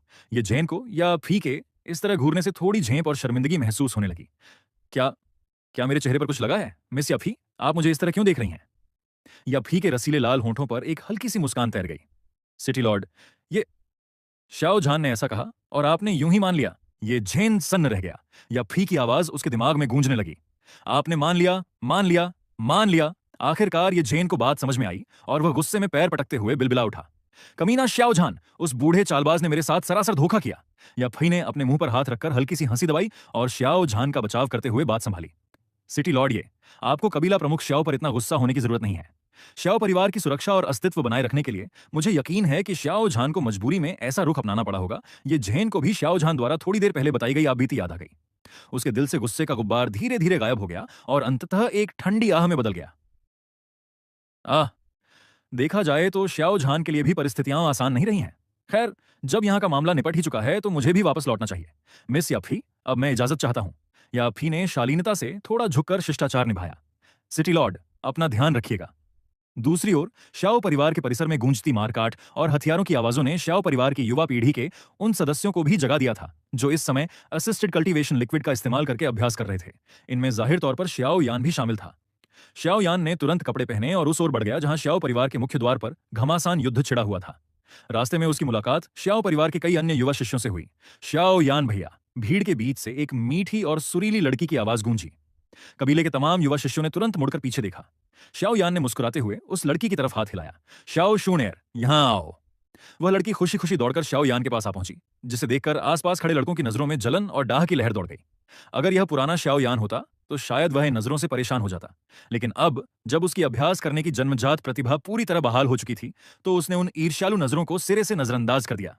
शूनेर, आज रात ही उन दुश्मनों के हमले का दिन था। अरे, क्या जालिये घराने और वाइल्ड वॉल्फ मर्सनरी कोर ने मिलकर श्याओ परिवार पर हमला कर दिया है? क्या अंकल श्याओ उनका सामना कर पाएंगे? श्याओ शूनेर के चेहरे पर चिंता के भाव तैरने लगे, लेकिन अगर कोई उसकी आंखों में गहराई से देखता तो उसे रत्ती भर भी डर या चिंता नजर नहीं आती, बल्कि उसकी आंखों में एक अजीब सी लाचारी और उकताहट थी। सब कुछ जानते हुए भी अनजान बनने का नाटक करना सचमुच कितना थकाऊ काम है। बिल्कुल कोई दिक्कत नहीं होगी शूनेर, शायद तुम्हें अभी नहीं पता, मेरे पिताजी 9 स्टार ग्रेट डॉ मास्टर के स्तर पर पहुंच चुके हैं और कबीले के तीनों बुजुर्गों का स्तर भी एक साथ कई सीढ़ियां ऊपर चढ़ चुका है। श्याओ शूनेर ने बेहद हैरान होने का नाटक करते हुए अपनी आंखें फैलाईं। क्या अंकल, श्याओ तो अभी कुछ ही दिन पहले तक 5 स्टार ग्रेट डॉ मास्टर थे ना? वह अचानक 9 स्टार ग्रेट डॉमास्टर कैसे बन गए? श्याओ यान को पीछे की पहाड़ी प्रांगण में विराजमान पूर्वाभ्यास पूर्वज शाओचेन की याद आ गई। उसके कमसिन और मासूम चेहरे पर आत्मविश्वास भरी गर्व से भरी मुस्कान खिल उठी। हे शून एर, तुम कोई बाहरी तो हो नहीं। मैं तुम्हें चुपके से एक राज की बात बताता हूं, लेकिन वादा करो कि तुम यह बात किसी और को नहीं बताओगी। श्याओ शून एर ने अपनी प्यारी और बड़ी बड़ी आंखों को मटकाते हुए धीरे से सिर हिलाया। हूं, शून एर किसी को नहीं बताएगी। श्याओ यान ने शून एर के कान के पास झुककर फुसफुसाते हुए कहा, मेरे पिताजी और तीनों बुजुर्ग इतनी तेजी से इसलिए तरक्की कर पाए क्योंकि हमारे शाओ परिवार में एक एंसेस्टर वापस लौट आए हैं, और सिर्फ लौटे ही नहीं, वह अपने साथ एक डू एम्परर ब्लड लाइन भी लेकर आए हैं। पिताजी और तीनों बुजुर्गों ने उसी शक्तिशाली ब्लड लाइन को अपने अंदर समाहित किया था, जिसके दम पर बेहद कम समय में उनका स्तर इस तेजी से आसमान छूने लगा। क्या? श्याओ शूनेर की पहले से ही बड़ी बड़ी आंखें और भी चौड़ी हो गईं। इस बार वह कोई नाटक नहीं कर रही थी, बल्कि वह सचमुच गहरे सदमे में आ गई थी। भले ही उसके गुप्त रक्षक लिंगिंग ने श्याओ परिवार के उच्च अधिकारियों के स्तर में आए अचानक उछाल को पहले ही भांप लिया था, लेकिन उसने यही सोचा था कि उन्होंने किसी उच्च स्तरीय जड़ी बूटी या मेडिसिनल पिल का सेवन किया होगा। उसे रत्ती भर भी अंदाजा नहीं था कि इसके पीछे का असली कारण एक अत्यंत एंसेस्ट्रियल ब्लड लाइन था। भले ही शाओ यान ने साफ साफ नाम नहीं लिया था, लेकिन शाओ शू नेर तुरंत ताड़ गई थी। वह शक्तिशाली रक्तवंश कोई और नहीं, बल्कि प्राचीन श्याओ कबीले का खोया हुआ डू एम्परर ब्लड लाइन ही हो सकता था। उसने अपनी आंखों में कौंधे गहरे अचरज को तुरंत छिपाया। कमरे में लौटते ही मुझे इस बारे में लिंगिंग से चर्चा करनी होगी। हे, जब मुझे पहली बार पता चला था कि पिताजी सीधे 9 स्टार ग्रेट डॉ मास्टर बन गए हैं, तो मेरा चेहरा भी तुम्हारी तरह ही फटा का फटा रह गया था। श्याओ शूनेर ने बेहद गंभीर होकर अपना सिर हिलाया। यह सचमुच किसी को भी हिलाकर रख देने वाली खबर है। दोनों बाकी युवा शिष्यों के साथ श्याओ परिवार के मुख्य द्वार की ओर बढ़ गए। हवा में फैली खून की भयानक बदबू सूंघकर कबीले के कई ऐसे नौजवान जिन्होंने कभी खून खराबा नहीं देखा था, अपना मुंह ढककर उल्टी करने के लिए दूर भाग खड़े हुए। श्याओ यान और श्याओ शूनेर की भौहें भी हल्की सी सिकुड़ गईं। शूनेर, यहां खून की बदबू बहुत तेज है, तुम वापस जाकर आराम करो। श्याओ यान ने उसकी तरफ फिक्र भरी नजरों से देखा। जब वह एक नकारा बन चुका था और दुनिया ने उससे मुंह मोड़ लिया था, तब केवल शूनेर ही बिना बदले उसके साथ खड़ी रही, उसे दिलासा देती रही और उसका हौसला बढ़ाती रही। यही वजह थी कि श्याओ यान उसे अपनी सगी छोटी बहन की तरह मानता था। श्याओ शूनेर ने अपनी नजरों में अटूट इरादा लाते हुए कहा, श्याओ यान भैया, कोई बात नहीं, शूनेर संभाल लेगी। वैसे भी अगर एक सच्चा महायोद्धा बनना है तो इंसानी लाशों और खून के समंदर से गुजरना ही पड़ता है। शूनेर जरा सी परेशानी देखकर कैसे भाग सकती है? शूनेर का पक्का इरादा देखकर श्याओ यान के पास उसकी बात मानने के अलावा कोई चारा नहीं बचा। ठीक है, फिर साथ चलते हैं। दोनों कटी हुई उंगलियों, बिखरे हुए अंगों और तबाही से भरे रास्ते को पार करते हुए मुख्य द्वार से बाहर आ गए, जहां उन्होंने आखिरकार ताजी हवा में एक लंबी सांस ली। सामने अपने पिता श्याओ झान को खड़ा देख श्याओ यान शूनेर को लेकर उनके पास दौड़ कर गया। पिताजी, क्या आज रात जालिये कबीले और वाइल्ड वॉल्फ मर्सनरी कोर ने मिलकर हमारे श्याओ परिवार पर हमला किया था? श्याओ झान ने सिर हिलाया। हाँ, लेकिन अब उन सभी हमलावरों का सफाया कर दिया गया है। आगे की रणनीति के तहत मुझे और तीनों बुजुर्गों को अभी तुरंत जालिये कबीले के मुख्य अड्डे पर जाना होगा। तुम शूनेर को लेकर अंदर जाओ और आराम करो। श्याओ यान ने उलझन में पूछा, इतनी देर रात को जालिये कबीले जाने की क्या जरूरत है? प्रथम बुजुर्ग आगे आए और अपनी दाढ़ी पर हाथ फेरते हुए बोले, आगे चलकर कोई नई मुसीबत न खड़ी हो, इसलिए जालिये कबीले को तुरंत अपने नियंत्रण में लेना बेहद जरूरी है। इसके अलावा उन्होंने आज रात श्याओ परिवार पर हमला करने का दुस्साहस किया है। हम उन्हें यूं ही आसानी से नहीं छोड़ सकते। जालिये कबीले का पूरा कारोबार और संपत्ति अब श्याओ परिवार के हर जाने के रूप में हमारी होगी। भले ही प्रथम बुजुर्ग ने बात को घुमा फिराकर कहा था, लेकिन श्याओ यान पूरी बात समझ गया। ये सीधे सीधे दुश्मन के कबीले पर धावा बोलकर उसकी संपत्ति जब्त करने की तैयारी थी। श्याओ यान यह भी जानता था कि 3 डो जीची के अपने मौजूदा स्तर के साथ वहां जाकर वह सिर्फ एक बोझ ही बनेगा। ठीक है पिताजी, तो मैं और शूनेर वापस अंदर जाते हैं। श्याओ झान ने सिर हिलाया। जाओ। पूरी स्थिति समझने के बाद कबीले के बाकी सभी युवा शिष्य भी अपने अपने कमरों की ओर लौट गए। जिनका अभ्यास का समय था वे अभ्यास करने लगे और बाकी सोने चले गए। श्याओ शूनेर भी अपने कमरे में लौटे ही उसने सबसे पहला काम लिंग यिंग को बुलाने का किया। लिंगशी, क्या आपको डू एम्परर ब्लड लाइन को समाहित करने की किसी सीक्रेट टेक्निक के बारे में पता है? लिंग यिंग ने उलझन में पूछा। मिस, आप ऐसा क्यों पूछ रही हैं? अभी अभी मैंने श्याओ यान भैया से सुना कि अंकल श्याओ और तीनों बुजुर्गों ने एक शक्तिशाली ब्लड लाइन को अपने अंदर समाहित किया था, जिसके कारण ही उनका स्तर अचानक इतनी तेजी से बढ़ा। क्या हमारे प्राचीन कबीले में ऐसी कोई गुप्त विधि मौजूद है? यह सुनते ही लिंग यिंग की नजरें भी बेहद गंभीर हो गईं। मिस, जहां तक मुझे जानकारी है, हमारे कबीले में ऐसी कोई गुप्त तकनीक नहीं है। हालांकि यह भी संभव है कि मेरी हैसियत इतनी बड़ी ना हो कि मुझे इस स्तर की रहस्यमयी विधि के बारे में बताया गया हो। आप इस बारे में कबीला प्रमुख से पूछ सकती हैं। श्याओ शूनेर ने सिर हिलाया। हाँ, यह सही रहेगा। आज की रात सचमुच किसी के लिए भी सोने वाली रात नहीं थी। जैसे ही जालिये घराने और वाइल्ड वॉल्फ मर्सनरी कोर के ठिकानों को श्याओ परिवार ने पूरी तरह अपने कब्जे में लिया, वूटान शहर के सारे बाजार और व्यापारिक मार्ग श्याओ परिवार के अधीन हो गए। सिर्फ एक ही रात में श्याओ परिवार का खौफ और दबदबा पूरे वूटान शहर में फैल गया। जब शहर के बाकी 3 बड़े मर्सनरी कोर और ओबा परिवार ने सुना कि श्याओ झान 9 स्टार ग्रेड डो मास्टर बन चुका है और श्याओ परिवार के तीनों बुजुर्गों ने भी एक साथ कई स्तर पार कर लिए हैं, तो किसी की भी विरोध में एक शब्द बोलने की हिम्मत नहीं हुई। इसी के साथ वूटान शहर में श्याओ परिवार का टोटल डोमिनेंस कायम हो गया। अगली सुबह होते ही श्याओ चेन अपने कमरे से बाहर आए और सुबह की पहली धूप में एक हल्की सी अंगड़ाई ली। बिना किसी अचरज के उनके दिमाग में सिस्टम की गूंजती हुई आवाज सुनाई दी। प्रणाली अलर्ट, बधाई हो होस्ट, आपने सभी हमलावरों का सफाया करके श्याओ परिवार को वुटान शहर का नंबर 1 कबीला बनाने का मिशन सफलतापूर्वक पूरा कर लिया है। पुरस्कार 10 प्यूरिफाइंग पर्पल स्पिरिट पिल्स। नवनिर्मित 10 प्यूरिफाइंग पर्पल स्पिरिट पिल्स को देखते ही श्याओ चेन के दिमाग में तुरंत उनका सही इस्तेमाल कौंध गया। इस समय श्याओ परिवार की दूसरी पीढ़ी के अधिकांश सदस्यों की जन्मजात प्रतिभा बेहद खराब है और वे सालों से दूषी के शिखर पर अटके हुए हैं। इन 10 गोलियों की मदद से उनकी शारीरिक क्षमता और प्रतिभा को निखारा जा सकता है, जिससे वे एक ही झटके में ग्रेट डो मास्टर के स्तर को हासिल कर लेंगे। अब कल्टीवेशन मेथड्स को इकट्ठा करने का मिशन भी शुरू किया जा सकता है। श्याओ परिवार को शहर भर में नई तकनीकों और गुप्त शास्त्रों की खबर रखने के लिए तैनात करना होगा। यह सोचते ही श्याओ चेन ने अपनी विशाल सोल पावर का इस्तेमाल करते हुए श्याओ झान और कबीले के बुजुर्गों को सीधा टेलीपैथी भेजा कि वे तुरंत रियर माउंटेन कोर्टयार्ड में हाजिर हों। सुबह सुबह ही श्याओ झान और तीनों बुजुर्गों को श्याओ चेन द्वारा पहाड़ी प्रांगण में बुला लिया गया। आज श्याओ परिवार की भावी रणनीति पर उच्च अधिकारियों के साथ चर्चा करनी है। तुम सब बैठकर थोड़ी देर इंतजार करो, अभी एक इंसान का आना बाकी है। प्रथम बुजुर्ग ने अचरज से पूछा, कबीले के उच्च अधिकारी तो बस हम ही लोग हैं, फिर और किसका इंतजार हो रहा है? श्याओ चेन ने बेहद शांत आवाज में कहा, श्याओ यान। यह नाम सुनते ही तीनों बुजुर्गों के चेहरों पर एक बड़ा सा सवालिया निशान तैर गया। दूसरे बुजुर्ग से तो सबसे पहले रहा ही नहीं गया। श्याओ यान, वह लौंडा भला हमारे श्याओ परिवार का उच्च अधिकारी कब से बन गया? पूर्वज, कहीं आपसे कोई गलती तो नहीं हो रही? तीसरे बुजुर्ग ने भी हाँ में हाँ मिलाई। हाँ पूर्वज, श्याओ यान जैसे एक नौसिखिए लड़के को हमारी कबीलाई उच्च स्तरीय बैठक में शामिल करना थोड़ा अजीब और अनुचित लगता है। श्याओ चेन ने श्याओ झान की ओर देखा। झानेर, तुम ही इन तीनों बुजुर्गों को जरा पूरा मामला समझाओ। जी पूर्वज। तीनों बुजुर्गों ने तुरंत श्याओ झान की ओर रुख किया। श्याओ झान के चेहरे पर गर्व की एक गहरी मुस्कान खिल उठी। क्या आप तीनों बुजुर्गों को पता है कि हमारे श्याओ परिवार का वह रहस्यमयी एल्केमिस्ट कौन है? तीनों बुजुर्गों ने इनकार में सिर हिलाया। श्याओ यान का पूर्वज द्वारा कबीले में लाए गए उस गुप्त एल्केमिस्ट से क्या लेना देना? श्याओ झान के होंठों पर एक ऐसी मुस्कान तैर गई जिसे वह दबा नहीं पा रहा था। भले ही उस एल्केमिस्ट को हमारे श्याओ परिवार में पूर्वज लेकर आए हैं, लेकिन वे काफी समय से सीधे यानेर के साथ ही रह रहे थे। जब पूर्वज ने उन्हें कबीले में शामिल किया तो उन्होंने यानेर को अपना सगा डिसाइपल भी बना लिया। यह सुनते ही तीनों बुजुर्गों के होश उड़ गए। वह कोई साधारण व्यक्ति नहीं बल्कि गैदरिंग चिपिल जैसी दुर्लभ औषधि बनाने वाला कम से कम 4th ग्रेड अल्केमिस्ट था। श्याओ झान ने बेहद गंभीर और रोबीले अंदाज में आगे कहा, असल में पूर्वज हमारे कबीले के लिए जिस एल्केमिस्ट को लेकर आए हैं वो कोई आम हस्ती नहीं है। तीनों बुजुर्ग अपनी अपनी जगह एकदम सीधे होकर बैठ गए। वह एल्केमिस्ट इस समय एक सोल बॉडी में है, लेकिन आप तीनों गलती से भी उन्हें कम आंकने की भूल मत कर बैठना, क्योंकि एक जमाना था जब उन्हें इस पूरे महाद्वीप में महाद्वीप के नंबर 1 एल्केमिस्ट के रूप में पूजा जाता था। महाद्वीप के नंबर 1 एल्केमिस्ट? तीनों बुजुर्गों के मुंह से एक साथ खौफ और अचरज भरी चीख निकल पड़ी। पूर्वज ने महाद्वीप के सबसे महान एल्केमिस्ट को हमारे श्याओ परिवार का एल्केमिस्ट बना दिया। तभी श्याओ यान पहाड़ी प्रांगण में दाखिल हुआ।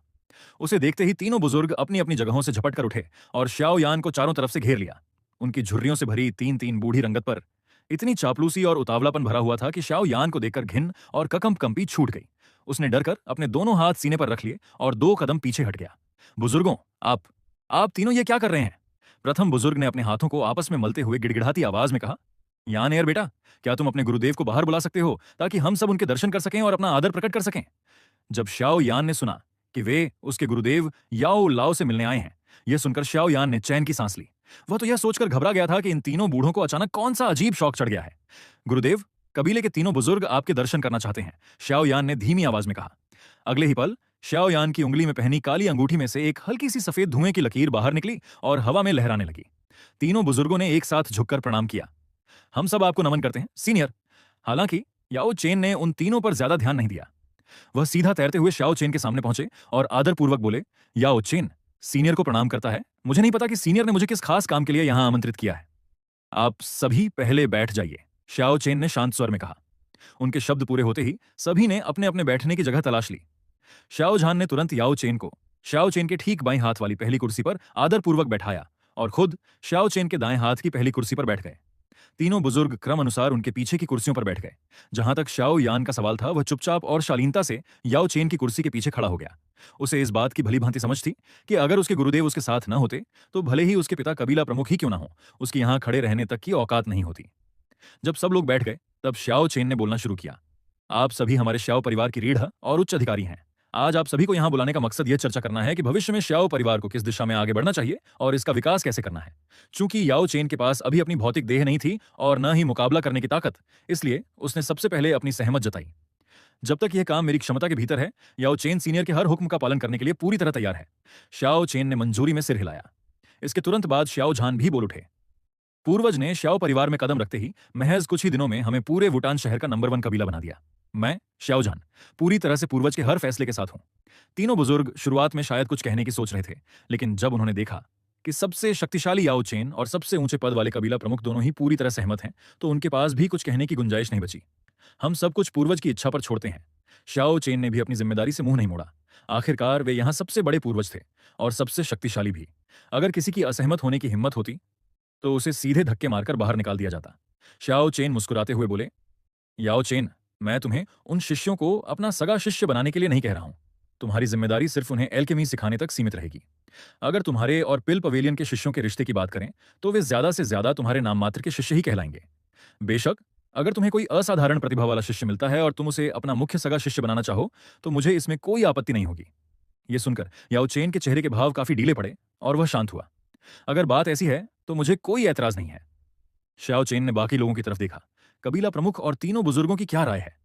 कबीले के अंदर एक समर्पित पिल पवेलियन की स्थापना होना, और वह भी महाद्वीप के सबसे महान एल्केमिस्ट के मार्गदर्शन में। ऐसी अकल्पनीय और सुनहरी बात पर विरोध सिर्फ कोई बेवकूफ ही कर सकता था। चारों ने बिना एक पल घंवाए तुरंत कहा, हमें इसमें जरा भी आपत्ति नहीं है। श्याओ चेन ने संतोष में सिर हिलाते हुए आगे कहा, अगर यह तय हो गया है तो अब मैं दूसरी बात पर आता हूं। किसी भी शक्तिशाली कबीले की असली नींव उसकी अभ्यास तकनीकें होती हैं। मैंने गौर किया है कि हमारे श्याओ परिवार के डॉ स्किल पवेलियन में श्वान लेवल मीडियम की सिर्फ गिनती की कुछ ही तकनीकें मौजूद हैं। श्वान लेवल लो की भी संख्या कम ही है और बाकी ज्यादातर सिर्फ हूंग लेवल हाई स्तर की हैं। पर क्या हूंग लेवल हाई तकनीकें इंसानों के अभ्यास करने लायक होती हैं? जिन योद्धाओं में दाओलिंग या यहां तक कि दाओ वांग तक पहुंचने की क्षमता थी, वे भी इन तीसरे दर्जे की तकनीकों का अभ्यास करके केवल ग्रेड डू मास्टर के स्तर पर ही अटके रह जाते हैं और बेकार साबित होते हैं। मैं श्याओ परिवार की आने वाली पीढ़ी को ऐसी घटिया तकनीकों पर निर्भर रहने की इजाजत हरगिज नहीं दूंगा। श्याओ चेन की यह बात सुनते ही श्याओ झान और तीनों बुजुर्ग शर्मिंदगी से पानी पानी हो गए। वे भी कबीले के युवाओं को उच्च स्तरीय तकनीकें देना चाहते थे, लेकिन समस्या यह थी कि उच्च स्तरीय तकनीकें हासिल करना बेहद मुश्किल काम था। दूसरी ओर याओ चेन और श्याओ यान ने शर्म के मारे अपनी नजरें नीची कर लीं। उनकी तो हालत ऐसी हो गई कि शर्म के मारे जमीन में गड़ जाए। आखिरकार उन दोनों में से एक खुद हुआंग लेवल लो तकनीक का अभ्यास करने की योजना बना रहा था और दूसरा अपने सगे शिष्य से उसी घटिया तकनीक का अभ्यास कराने वाला था। उन्हें ऐसा लगा मानो श्याओ चेन बिना नाम लिए सीधे उन्हीं की सरेआम क्लास लगा रहे हों। हालांकि जैसे ही उन्होंने अपनी रहस्यमयी फ्लेम मंत्रा तकनीक की खासियत के बारे में सोचा, उनकी झेप थोड़ी कम हुई। आखिरकार वह तकनीक समय के साथ विकसित हो सकती थी और किसी भी हेवन लेवल तकनीक से कमतर नहीं थी। हाँ, तो पूर्वज यकीनन हमारे बारे में बात नहीं कर रहे हैं, इसलिए मेरी योजना श्याओ परिवार के लिए हर ऑल एट्रीब्यूट की तकनीकों का एक पूरा सेट इकट्ठा करने की है और उन तकनीकों का स्तर कम से कम शुआन लेवल हाई या उससे ऊपर होना चाहिए। श्याओ चेन की यह घोषणा सुनते ही श्याओ झान और चारों बुजुर्गों के चेहरों पर लाचारी और कड़वी मुस्कान फैल गई। पूर्वज, श्वन लेवल हाई स्तर की तकनीकें बेहद दुर्लभ होती हैं। उनमें से केवल एक को हासिल करना ही लोहे के चने चबाने जैसा है। फिर पूरे ऑनल एट्रीब्यूट का सेट जुटाना तो अकल्पनीय रूप से कठिन होगा। श्याओ चेन ने टोकते हुए कहा, श्याओ परिवार का भविष्य इन उच्च स्तरीय तकनीकों के बिना आगे नहीं बढ़ सकता। सिर्फ इसलिए कि कोई काम मुश्किल है, हम उसे करना छोड़ तो नहीं सकते। बेशक अभी के लिए श्याओ परिवार केवल श्वन लेवल हाई तकनीकों की गुप्त जानकारी और सुराग जुटाने से शुरुआत करें। इस काम में जल्दबाजी की जरूरत नहीं है, धीरे धीरे आगे बढ़ेंगे। मैं खुद भी तकनीकें हासिल करने के रास्ते तलाशूंगा। यह सुनकर श्याओ झान और तीनों बुजुर्गों ने थोड़ी राहत की सांस ली। अब आखिरी बात, श्याओ चेन बोले, क्या तुम लोगों के पास कबीले के उन योद्धाओं का कोई हिसाब है जो इस समय 9 स्टार और शी के स्तर पर पहुंच चुके हैं? श्याओ झान ने तुरंत जवाब दिया, मेरी पीढ़ी के कबीले के सदस्यों में से कई लोग 9 स्टार और शी के स्तर पर पहुंच चुके हैं। उनकी कुल संख्या 25 है और उनमें से 9 लोग तो 9 स्टार और शी के शिखर पर खड़े हैं। श्याओ चेन ने सिर हिलाया। बहुत बढ़िया, मेरे पास 10 प्यूरिफाइंग पर्पल स्प्लिट पिल्स हैं जो किसी भी इंसान की जन्मजात प्रतिभा और शारीरिक क्षमता को निखार सकती है। इनमें से 9 गोलियां तुम तुरंत उन 9 शिखर स्तरीय 9 स्टार 2 शी सदस्यों को सौंप दो। इसके सेवन से, इसे खाने के बाद न केवल उनकी अभ्यास करने की जन्मजात क्षमता और भविष्य की संभावनाएं कई गुना बढ़ जाएंगी, बल्कि उनके सालों के संचित अनुभव के दम पर वे सीधे ग्रेड डो मास्टर के स्तर पर पहुंच जाएंगे। श्याओ झान ने कांपते हाथों से 9 गोलियां ली। उसकी आंखों में जबरदस्त उत्साह और दीवानगी थी। अगर ऐसा हुआ तो कबीले के पास 10 से भी ज्यादा ग्रेड डो मास्टर स्तर के महायोद्धा हो जाएंगे। उस समय श्याओ परिवार की ताकत ऐसी होगी कि पूरे वुटान शहर की संयुक्त ताकत भी उनका बाल बांका नहीं कर पाएगी। जी पूर्वज, मैं उन सभी सदस्यों की तरफ से पूर्वज को कोटि कोटि धन्यवाद देता हूं, श्याओ चेन ने आगे कहा। एक और बात, पहले जो कबीले के नियम बनाए गए थे वे सदस्यों को कड़ी मेहनत करने के लिए प्रेरित करने के लिए थे, लेकिन आज का श्याओ परिवार पहले जैसा बिल्कुल नहीं रहा। तुम खुद भी जल्द ही डोलिंग के स्तर को छूने वाले हो, इसलिए मैं कबीले के नियमों में बदलाव करने का फैसला करता हूं। अब से श्याओ परिवार का एल्डर बनने की न्यूनतम शर्त डोलिंग का स्तर हासिल करना होगी। जहां तक वर्तमान तीनों बुजुर्गों की बात है, भले ही वे अभी ग्रेट डो मास्टर के स्तर पर हैं, लेकिन इतने सालों में उन्होंने श्याओ परिवार के खून पसीने से सींचा है और उनका योगदान अतुलनीय है, इसलिए उनका बुजुर्ग का पद यथावत बना रहेगा। पूर्वज का फैसला बेहद दूरदर्शी और न्यायसंगत है, तीनों बुजुर्गों ने गदगद होकर झुकते हुए कहा। सारे फैसले तय हो जाने के बाद बगल में बैठे याओलाओ की नजरें शाओ चेन की हथेली में बची आखिरी 10वीं प्यूरिफाइंग पर्पल स्प्रिट पिल पर टिक गईं। उसकी आंखों में एक सूक्ष्म चमक कौंधी। उसने प्राचीन किताबों में प्यूरिफाइंग पर्पल स्प्रिट पिल के बारे में सुन रखा था। कहते हैं कि केवल एक गोली इंसान की प्रतिभा और जन्मजात क्षमता को दोगुना कर सकती है।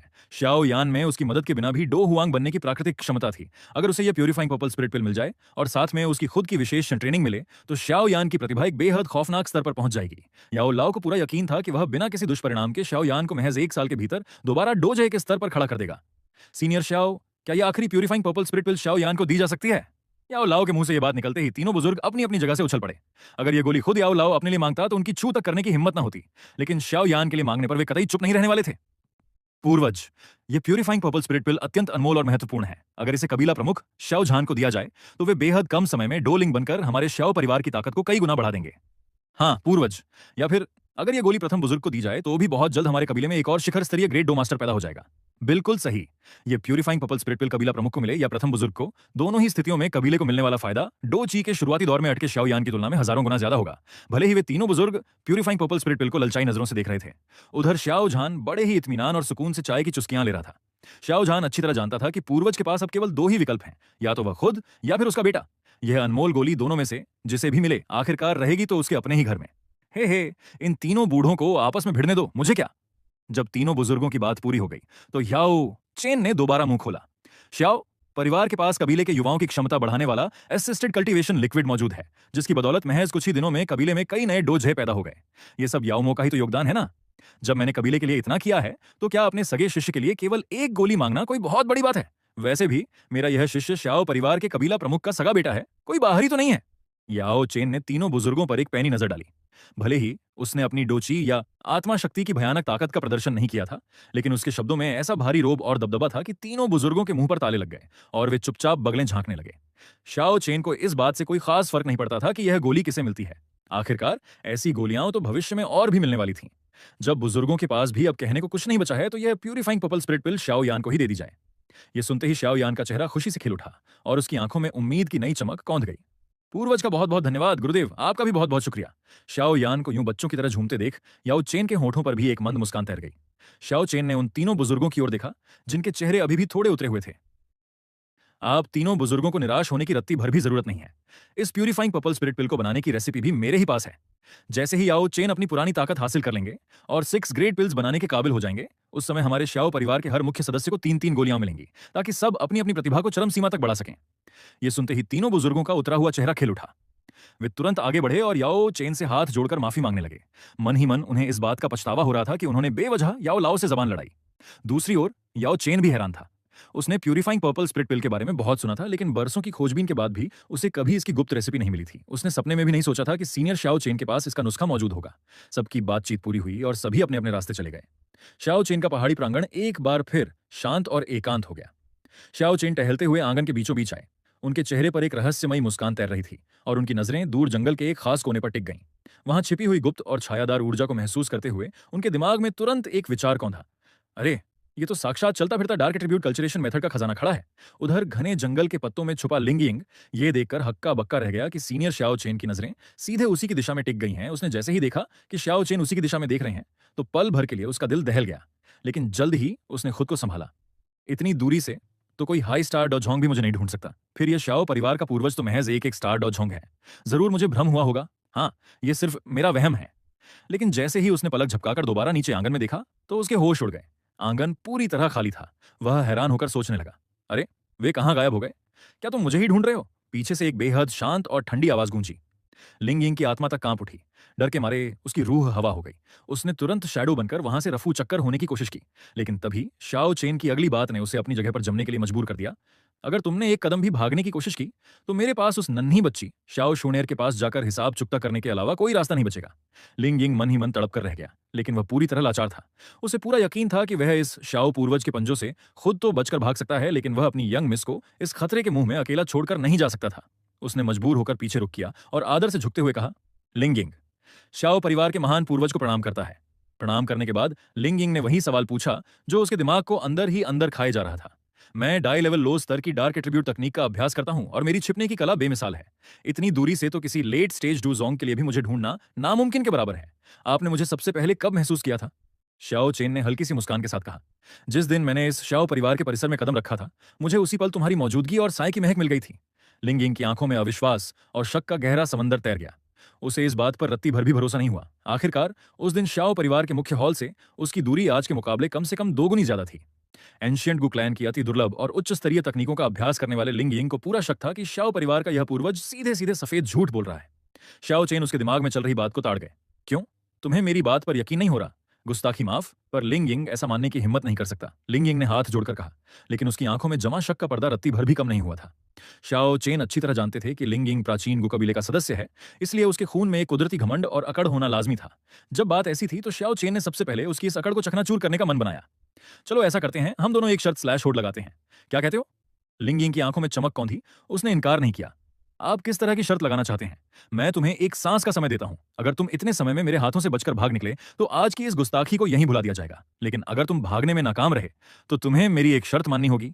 एक डो हुआंग योद्धा की रफ्तार इतनी खौफनाक होती है कि वह एक सेकंड में सैकड़ों मीटर उड़ सकता है, और एक सांस के समय में तो वह आराम से 1 किलोमीटर से भी ज्यादा दूर निकल सकता है। अगर इतने फायदे के बावजूद वह एक स्टार डोजोंग के पंजों से न निकल पाए तो फिर वह लिंग यिंग, तो फिर इतने सालों तक उसकी यह जिंदगी जीना पूरी तरह बेकार था। ठीक है, मुझे शर्त मंजूर है। लिंग यिंग ने बिना एक पल की हिचकिचाहट के तुरंत हाँ कह दी। अगले ही पल वह एक गहरे साए की लकीर बन गया और हवा में गायब हो गया। उसे रत्ती भर भी यह महसूस नहीं हुआ कि कोई उसका पीछा कर रहा है। एक सांस का समय पलक झपकते ही बीत गया। शाओ चेन का शरीर उसी जगह हवा में विलीन हो गया।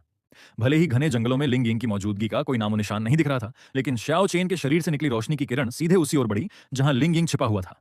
एक विशाल पेड़ की गहरी छाया में छुपा हुआ लिंग यिंग तेजी से करीब आती उस खौफनाक ऊर्जा को महसूस करके मन ही मन घबराने लगा। क्या यह श्याओ परिवार का डोजोंग पूर्वज सचमुच मुझे अभी भी ढूंढ सकता है? 3 सेकंड से भी कम समय में शाओ चेन जमीन पर आ उतरे। यह मानना पड़ेगा कि लिंग यिंग की छिपने की तकनीक सचमुच कमाल की थी। भले ही शाओ चेन को पूरा यकीन था कि लिंग यिंग आसपास ही छिपा है, लेकिन जब तक लिंग यिंग बिना हिले डुले सांस साधे बैठा था, तब तक शाओ चेन की मौजूदा सोल पावर के लिए उसकी सटीक जगह का पता लगाना थोड़ा धुंधला हो रहा था। आखिरकार शाओ चेन अभी सिर्फ एक क्लोन थे। भले ही उनकी ताकत और कद काठी उस स्तर तक पहुंच चुकी थी, लेकिन गहराई अभी भी अधूरी थी। एक डो शेंग स्तर की आत्मा इतनी विशाल और शक्तिशाली होती है कि उसे महज एक डो झोंग स्तर की कठपुतली या क्लोन में पूरी तरह नहीं समाया जा सकता। अगर ये कोई डो हुआंग क्लोन होता तो वह इस आत्मा के रत्ती भर हिस्से को भी बर्दाश्त न कर पाता। ठीक वैसे ही जैसे मूल कहानी में जब याओ लाओ शाओ यान के शरीर में प्रवेश करते थे तो वे अपनी पूरी ताकत का इस्तेमाल करने से बचते थे, ताकि शाओ यान का शरीर उस बोझ से फट न जाए। कोई जोखिम न लेते हुए और लिंग यिंग को दिल से अपनी हार मानने पर मजबूर करने के लिए शाओ चेन ने अपनी डो ची को सीधे अपने पैरों के तलवों में इकट्ठा किया और जमीन पर एक जोरदार लात मारी। धड़ाक! एक तूफानी और प्रलयंकारी डो ची की लहर चारों दिशाओं में फैल गई। पेड़ की छाया में छिपा लिंग यिंग इस खौफनाक झटके को बर्दाश्त नहीं कर सका और तुरंत उड़ता हुआ बाहर जा गिरा, जिससे उसका असली रूप सबके सामने आ गया। शाओ चेन ने एक कदम बढ़ाया और सीधे गिरते हुए लिंग यिंग के सामने आकर खड़े हो गए। उन्होंने शांत स्वर में कहा, क्यों? क्या तुम्हें अभी भी लगता है कि मैं अपनी डींगें हाँक रहा था? लिंग यिंग की पुतलियां खौफ से कांप उठे। उसकी आंखों में असीमित अचरज और सदमा भरा हुआ था। ये उसकी कोई अकड़ नहीं थी, लेकिन खुद उसके प्राचीन गु क्लैन का कोई वन स्टार झोंग भी इतनी सटीकता और बेरहमी से उसे ढूंढकर बाहर नहीं फेंक सकता था। ऐसा महान और खौफनाक योद्धा इस वीरान और तबाह हो चुके श्याओ परिवार में क्या कर रहा था? तुम तुम आखिरकार कौन हो? तुम इतने शक्तिशाली कैसे हो सकते हो? शाओ चेन ठहाका मारकर हंस पड़े। मैं श्याओ परिवार का पूर्वज हूं। क्या तुम्हें यह बात पहले से नहीं पता? जब शाओ चेन ने देखा कि लिंग यिंग अभी भी शक के घेरे में फंसा हुआ है और यकीन नहीं कर पा रहा है, तो उन्होंने लाचार होकर सफाई दी। श्याओ परिवार के सदस्यों के साथ मेरे ब्लड लाइन रेजोनेंस कोई झूठ या छलावा नहीं हो सकता। तुम इस सच्चाई को झुठला नहीं सकते। ये सुनते ही लिंग यिंग का शक पूरी तरह दूर हो गया और उसने अपने मन के सारे संशय दरकिनार कर दिए। मैंने सपने में भी नहीं सोचा था कि आज के इस पतन झेल चुके श्याओ परिवार में आपके जैसी महान हस्ती पैदा हो सकती है। सचमुच 1000 साल पहले का सबसे शक्तिशाली डू एम्परर क्लैन होने का नाम यूं ही नहीं है। श्याओ चेन के दिमाग में तो लगातार लिंग यिंग की अभ्यास तकनीक ही घूम रही थी, इसलिए उन्होंने तुरंत याद दिलाया, हमारा यह मुकाबला तुम हार चुके हो। हफ्फानतेसुज लिंग यिंग ने भी अपनी हार से मुंह नहीं मोड़ा। सीनियर, आप मुझसे क्या कराना चाहते हैं? जब तक इससे मेरे कबीले या यंग मिस शाओ शूनेर को कोई नुकसान न पहुंचे और वह काम मेरी क्षमता के भीतर हो, आप बेझिझक हुक्म दीजिए। इस समय शाओ चेन के सामने खड़े लिंग यिंग के अंदर प्राचीन गु क्लैन के सदस्य होने का रत्ती भर भी घमंड नहीं बचा था। शाओ चेन ने भी कोई बात घुमाई फिराई नहीं। तुम अच्छी तरह जानते हो कि हमारा शाओ परिवार इस समय बदहाली के द्वार से गुजर रहा है। अगर कबीले की ताकत को तेजी से बढ़ाना है तो शक्तिशाली तकनीकों का होना बेहद जरूरी है। अभी तुमने खुद कहा था कि तुम्हारी तकनीक डार्क एट्रीब्यूट की है और हमारे शाओ परिवार के पास ठीक इसी डार्क एट्रीब्यूट तकनीक की कमी है। शाओ चेन के इतना बोलते ही लिंग यिंग के चेहरे पर लाचारी छा गई। वह कबीले की जहाजत के बिना इसे किसी बाहरी को देने का हक नहीं रखता था। शाओ चेन पहले से ही जानते थे कि वह यही सोचेगा। मैं जानता हूं कि तुम गु कबीले से आते हो। एक मामूली डो हुआंग की औकात कबीले के अंदर बहुत ज्यादा तो नहीं होगी, लेकिन तुम्हारी गु कबीले की परम पूज्य यंग मिस इस समय हमारे ही शाओ परिवार के परिसर में रह रही हैं। अगर वे खुद मुंह खोलकर कह दें तो क्या यह तकनीक हमारे शाओ परिवार को तोहफे में नहीं दी जा सकती? लिंग यिंग का चेहरा उतर गया और वह गिड़गिड़ाने लगा। सीनियर, कृपा करके कोई दूसरा काम मांग लीजिए, यह काम सचमुच मेरे लिए बहुत ज्यादा मुश्किल है। शाओ चेन ने उसकी कोई बहानेबाजी नहीं सुनी। तुम्हें बस अपनी यंग मिस से एक बार सिफारिश करानी है, इसमें भला क्या मुश्किल है? मुश्किल तो असल में यही है। लिंग यिंग मन ही मन तड़प उठा। शाओ शूनेर के स्वभाव को वह अच्छी तरह जानता था। अगर शाओ परिवार ने मांगा तो वह बिना एक पल सोचे तुरंत हाँ कह देगी। लिंग यिंग ने लाचार होकर कहा, भले ही शूनेर मिस राजी भी हो जाए, लेकिन अगर कबीले में तकनीकों की देखरेख करने वाले एल्डर्स को पता चला कि यह तकनीक मेरे हाथ से बाहर गई है तो वे मुझे कड़ा दंड देंगे और मेरी जान आफत में आ जाएगी। शाओ चेन ने इस पहलू पर ध्यान नहीं दिया था, लेकिन उनके पास इसका भी तोड़ मौजूद था। इस दुनिया के असली शाओ चेन की यादों और आत्मा के साथ लीन होने के बाद उन्हें याद आया कि 1000 साल पहले गुयुआन प्राचीन गु कबीले के कबीला प्रमुख के साथ उनके पुराने और गहरे संबंध थे। इसलिए उन्होंने शांत स्वर में कहा, चूंकि तुम्हें गु शुनेर की सुरक्षा के लिए भेजा गया है तो तुम्हारे पास सीधे गुयुआन से संपर्क करने का कोई ना कोई साधन जरूर होगा। जब तुम इस पूरी घटना की रिपोर्ट उन्हें भेजो तो बस इतना कह देना कि 1000 साल पुराना एक पुराना दोस्त शाओ चेन वापस लौट आया है। यह नाम सुनते ही वे तुम्हें रत्ती भर भी सजा नहीं देंगे। यह वाक्य सुनते ही लिंग यिंग की आंखें फटी की फटी रह गईं और उसने आंखें फाड़कर शाओ चेन की ओर देखा। उसकी आंखों में गहरा अचरज और घबराहट तैरने लगी। आप आप 1000 साल पहले के जमाने के महान बुजुर्ग हैं। शाओ चेन ने हाथ हिलाते हुए लापरवाही से कहा, तुम बस उन्हें इसी तरह पूरी बात बता देना। मुझे पूरा यकीन है कि वे हमारे शाओ परिवार को एक डाई लेवल लो तकनीक तोहफे में देने में जरा भी संकोच नहीं करेंगे। यह देखकर कि शाओ चेन इस बारे में ज्यादा विस्तार से बात नहीं करना चाहते, लिंग यिंग ने मन ही मन उठती अचरज की लहरों को दबाया और बोला, तो फिर मुझे मिस शूनेर को भी इसकी जानकारी देनी होगी और उनकी इजाजत लेनी होगी। शाओ चेन बोले, जाओ, मैं बैक माउंटेन्स वाले आंगन में तुम्हारा इंतजार कर रहा हूं। सीनियर, कृपा करके थोड़ा इंतजार फरमाएं। लिंग यिंग ने गहरा आदर प्रकट करते हुए प्रणाम किया और वहां से निकल गया। शाओ चेन के प्रति उसका बर्ताव अब पहले से कहीं ज्यादा सतर्क और अदब से भरा हो चुका था। आखिरकार अगर यह इंसान सचमुच 1000 साल पुराना महामानव था तो उसकी असली ताकत और स्तर उतना तो कतई नहीं था जितना सतह पर दिखाई दे रहा था। लिंग यिंग ने तुरंत ही तकनीक की इस बात की जानकारी गु शूनेर को दी और बिल्कुल उम्मीद के मुताबिक यह सुनते ही शूनेर के चेहरे पर खुशी की लहर दौड़ गई। यह तो बेहद खुशी की बात है। शाओ परिवार जितना शक्तिशाली होगा, मेरे शाओ यान भैया की तरक्की भी उतनी ही तेजी से होगी। शून एयर ने बड़े ही दिलदार अंदाज में कहा, आगे से अगर ऐसा कोई भी मामला हो तो मुझसे इजाजत लेने की भी जरूरत नहीं है। जब तक बात हेवन लेवल तकनीकों या कॉम्बैट स्किल्स की ना हो, तुम कोई भी तकनीक शाओ परिवार को सीधे दे सकते हो। साथ ही उसने अपने मन ही मन में यह बात भी जोड़ी, जहां तक हेवन लेवल तकनीकों का सवाल है, वे तो गु कबीले के लिए भी बेहद अनमोल हैं, इसलिए वे केवल और केवल मेरे शाओ यान भैया को ही सीखने के लिए मिलेंगी। लिंग यिंग मन ही मन बुदबुदाया, आप तो सचमुच शाओ यान के मोह में पूरी लाचार हो चुकी हैं मिस। फिर उसने पूछा, मिस, सीनियर शाओ चेन के 1000 साल पुराने बुजुर्ग होने वाली बात क्या मुझे कबीला प्रमुख गु युआन को पूरी सच्चाई के साथ संदेश में भेज देनी चाहिए? शून एयर अभी महज किशोर उम्र की थी। भले ही उसके पिता गु युआन थे, लेकिन उसे 1000 साल पुरानी प्राचीन घटनाओं का कोई खास ज्ञान नहीं था। उसने कहा, पूरी सच्चाई के साथ संदेश भेज दो, पिताजी खुद सच और झूठ का फैसला कर लेंगे। जो आज्ञा। ज्यादा वक्त नहीं बीता कि शाओ चेन को लिंग यिंग द्वारा अभ्यास की जाने वाली DI level low dark attribute तकनीक शैडो फीमेल टॉर्नेडो हासिल हो गई। इसके साथ ही सिस्टम टास्क की प्रगति भी बदलकर 12 में से 1 हो गई। शाओ चेन के होठों पर एक संतुष्ट मुस्कान तैर गई। अब रही बात अगले कदम की। उन्होंने कैनियन टाउन की ओर रुख करने की योजना बनाई। आखिरकार वहां वह 7 कलर पॉइजन मैनुअल मौजूद था, जो केवल कुछ ही सालों के भीतर वो फुल पॉइजन बॉडी वाले इंसान को एक शक्तिशाली डोजोंग में बदल सकता था। भले ही मूल कहानी में यह कभी साफ नहीं किया गया था कि 7 कलर पॉइजन मैनुअल आखिरकार किस सटीक ग्रेड या लेवल का था, लेकिन पहले उसे हासिल करके परखने में क्या बुराई थी। इसके अलावा उस गुप्त ट्रेजर केव में केवल यही पॉइजन मैनुअल ही नहीं, बल्कि कई अन्य अनमोल रत्न और खजाने भी छुपे हुए थे।